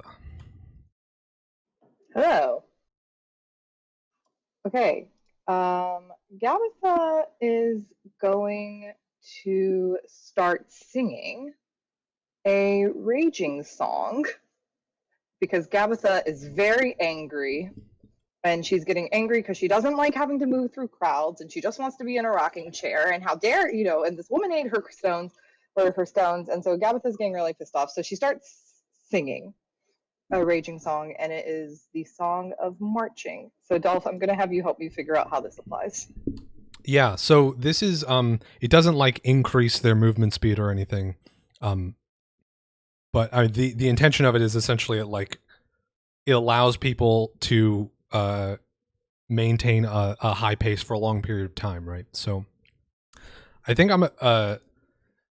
I'm going to just treat it as like a +4 to everyone that's within 1 card of her. Cool. Does that seem fair? +4 on any check they have to make. You said +40, right? +4? +4? Plus Plus 40. natural. Nice try, 20? but Right? Okay. So +4 on any check. That seems really nice.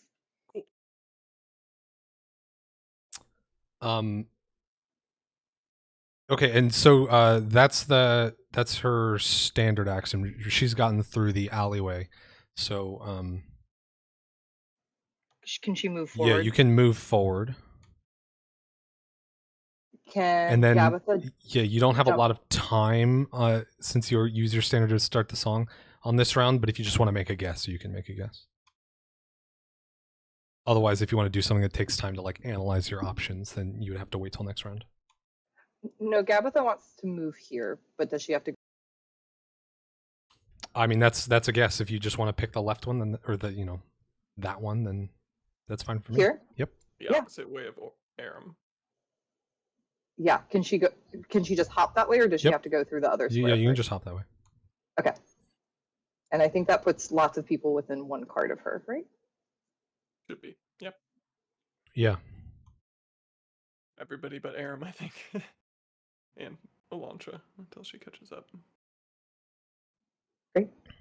It's okay. Aaron probably went the wrong way anyway.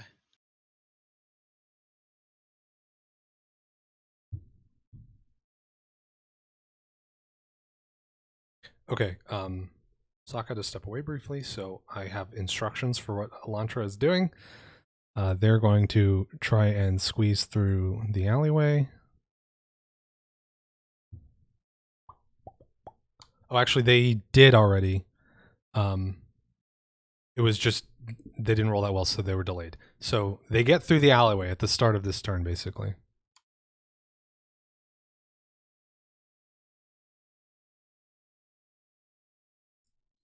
Lagging behind a little bit. We're gonna use the intuition of a divination wizard. Make an intelligence check, I think, to try and divine the correct path.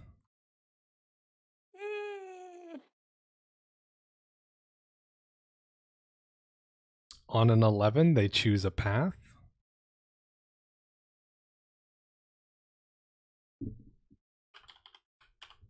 Does Elantra get a +4? Yes, actually. For a 15.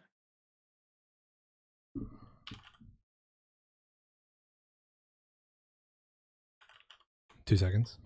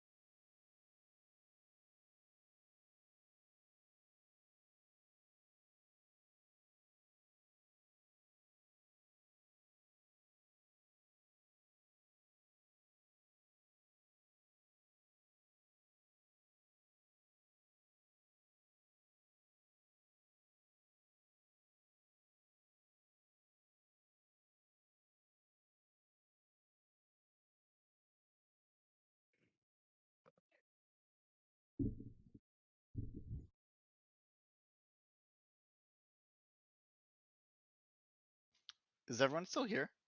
Yep. Yes, sorry, yeah. I'm typing to Sock, Gotcha. who was bathroom ridden. I've been told to spill the beans on why they had to step Oh, away. no. We send you good blessings to the toilet. Code Brown. Yeah. Code Brown, Rushing River.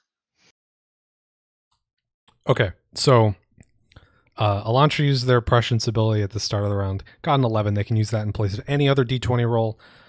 So replacing the 7 on the previous with an 11 plus the 4, that brings the total for this check up to a 19, which moves Elantra from the incorrect card Thought it to was the a fart. correct Couldn't card. trust it.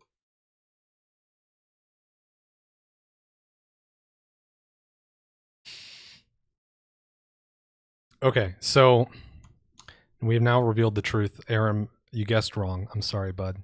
It's okay. Essentially, you, like, having gone down one path, you pretty quickly realize that this wasn't right, so you're going to have to turn around and, unless you have some other plan for how you get back in this chase, you're going to be delayed a card. Or delayed a round. I guess that would depend on what's in between me and the right direction. Like, is there like a building I can climb or something? Yes. I will climb the building. Okay, give me a climb check. That's a 24. All right, you're on the rooftops now. You're on a different rooftop from Zell and Fang, but But from here, am I kind of like moving? yeah, from here you can towards the get right back on the direction right without track. Yeah, with this high ground, you're able to like reorient and see where the chase is actually going. Okay. So you won't be delayed. Perfect.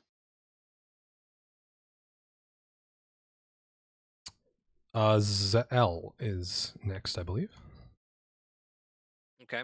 You have hopped onto a roof. You see Amina running below you. I think at this point, because you and Fang took this sort of cut across the roof, she's essentially like right below you. Okay. Can I try to jump off and tackle her? Absolutely. We're gonna try to do that, I guess. That What sounds type like of a check should be? that sounds like a combat maneuver. And because Okay. you're jumping down on her, let's say it's with advantage. And you got you get the +4 from Gabitha's song because you're within range of that, I think. I'm gonna go ahead and turn off power attack. That's gonna be CMB, right? Yes. So do I go ahead and click the? Was that the inspired rage buff? No, just no. gonna add it? Yeah, you don't have a Okay. button for this because it doesn't normally do anything to combat statistics. Okay, So good. just click CMB and we'll do it manually. And you have advantage, so click it again. Oh my god. Unfortunate. Even with a +4 from the Song of Marching, and actually even an additional +2 from. Actually, you might be a little too far away to get the bonus from the boots, but that doesn't quite cut it. You jump down onto the street, and you're able to get like an arm onto her shoulder, but she shrugs you off and is able to just barely get away. We're a 3 and a 4.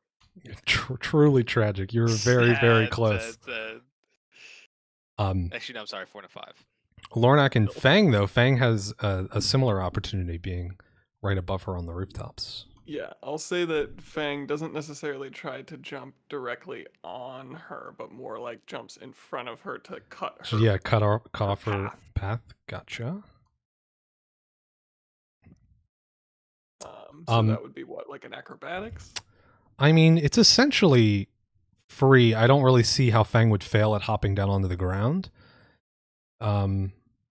Let's say it's like an intimidate to get her to, not just run past him. Okay. It's not great for Fang, so we'll see how this goes. Yeah, not great. Oof. Okay. All right. So, from my position here as Lornak, can he get up to her and try to do a trip as well? So she is too far Like away there. for you to do that. Okay. If you had any sort of ranged thing, you could maybe get it at her because you'll have line of sight. But yeah, range is not really his specialty. yeah, Fuck. Hmm. Fuck it. Lornak's gonna go on the roof. all right, give me a climb check. Fuck. Lornak God is damn it. not going to get on the roof. In fact, Yep. We'll be right back. you try and clamber up, but the tiles of the roof come undone, and you slide back down.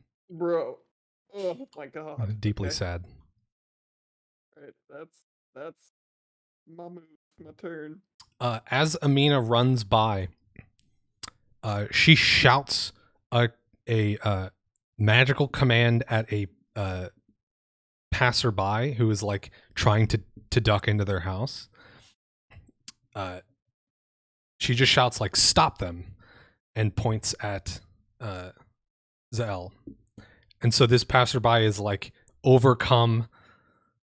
Their face quickly loses all of its emotion, and they turn and begin to take like an aggressive stance and move towards you, Zell. She also is going to try and like knock over a cart as she runs by, and she's going to fail miserably at doing so. So she tries to knock this cart over, and it's like covered up, closed for the day. It has heavier stuff in it than she was expecting. She's not able to knock it down. So she slowed down a little bit trying to do that. Not my cabbages.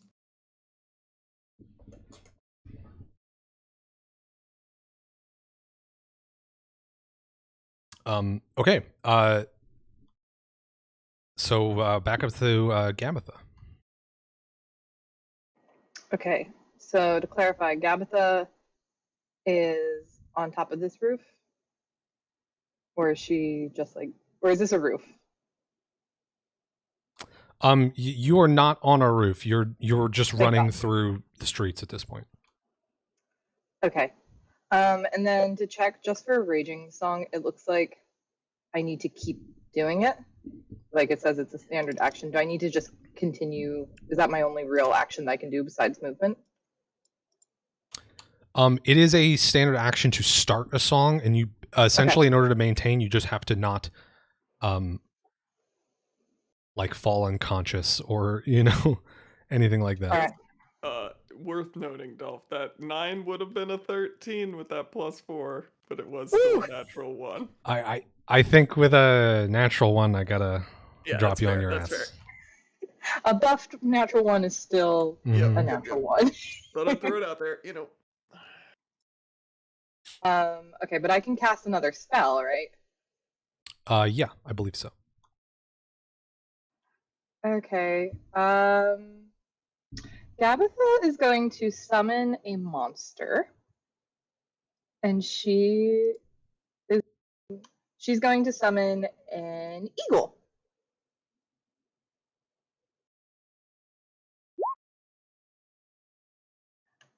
And she has an eagle. Apparently it's normal size, so she really can't fly on it, unfortunately. But I want to have the eagle, I want to have it try to attack Amina. Pretend this is an eagle. I don't have an eagle token ready, but I have a vulture instead. I'm really bad at zoology, so that looks exactly like an eagle to me. Yeah, ignore the like goat or whatever it's eating. My eagle is hungry. Okay. Yeah, so you're able to summon this eagle sort of a bit ahead of you, and then it can fly, so it can just sort of go to the card that she's 80 on. feet. And then sorry, I haven't summoned a creature before. Do I just roll to attack, or I want it to use its talons. Yeah, you can just roll to if you just want to do damage. Then it's a d20 plus 7 for a giant eagle. Okay. Was there a way in Roll20 to just roll a d20? Slash roll 1d20 plus 7. Also /R. Also that. Yeah, I got dice right next to me. I'm gonna rely on the luck of the dice. Okay. I'm so sad. I should have used this. I got a 4. Oh no. Plus whatever you said to add. Plus 7 is an 11. Yeah, that's not quite gonna cut the mustard. So the eagle like bursts into existence, basically flies forward, swoops Okay. down, trying to claw at her with its talons, and she's able to duck out of the way. But thank God I knew that Amina has an acute fear of birds. And so she's now terrified. Well, Yeah. I mean, at the very least, this eagle is going to be able to keep up with her, regardless of any sort of obstacles she might throw out. Mm-hmm. And can just keep trying over and over again every round. So, Okay. Yeah, I feel like Amina or Gabitha is going to also move forward a little bit. Is Aram at the most forward spot? you can move on to this card. Okay. Yeah, I'll do that. And that maintains 1 block away from everyone except for Aram. Right. Yeah. Okay, cool. That's Gabitha's turn. Okay. So this next card is also well, the card you're on right now is actually, let's do Elantra's turn before I try and arbitrate that. Well, it might matter. What are we running through right now? So is it just like a so normal ass street? at this point, you're just sort of running down the street. Ahead of you, you see Zael, Fang, and Gabitha. Further ahead of that is Amina with a giant eagle trying to claw her back out.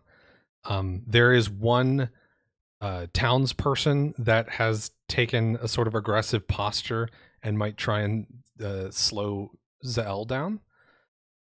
And further ahead, I think you would have seen Amina try and knock over a cart and fail. Is there enough space for, like, I don't know, hypothetically, a horse? Yeah. Hypothetical horse. And but I would have to make a ride check if I tried that, right? Just to ride a horse down the. Just to ride a horse normally, no, it doesn't require any sort of check. Doing anything like, I think like fighting with an untrained mount, or like trying to jump over a gap, or like, you know, doing extra shit requires checks. But just being on a horse, anyone can do. I guess chasing another horse would require ride checks, but chasing a person is very easy for a horse to do.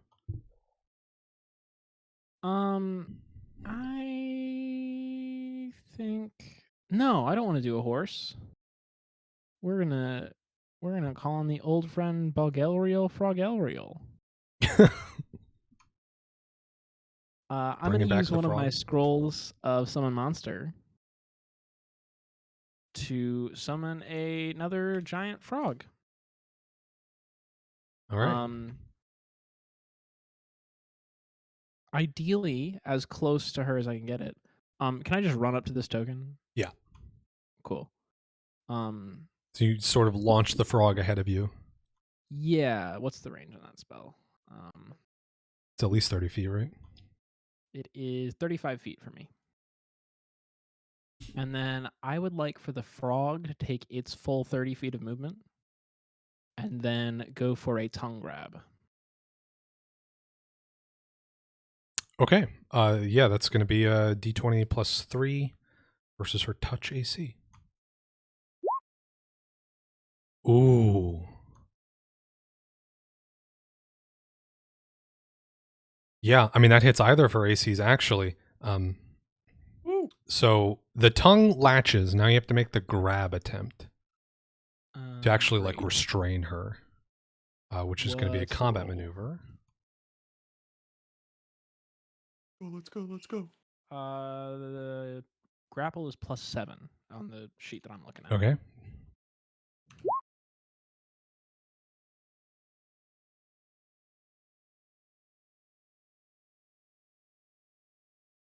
Where's her number? Does that get the +4? From Yeah, I'm gonna give that Gabby? the +4, which makes this a success. Hell yeah. So this frog leaps forward, throws its tongue out, and it wraps around. What do you say? Both of her legs. Yeah, I think it would kind of sticky itself onto like just above the knee. Yeah, and it stops her in her tracks. Woo! Lornak kind of coughing from the ground, like, "Let's go, Ghost Frog! Woo!" Ghost frog. Yeah, I think with a giant eagle on top of her and several of the group quite close behind, you'll be able to catch up before she can attempt to get out. Or even if she did get out, you would be right on top of her anyways. So, I think at this point you have caught Amina Darkfern, or at least who is masquerading as Amina Darkfern.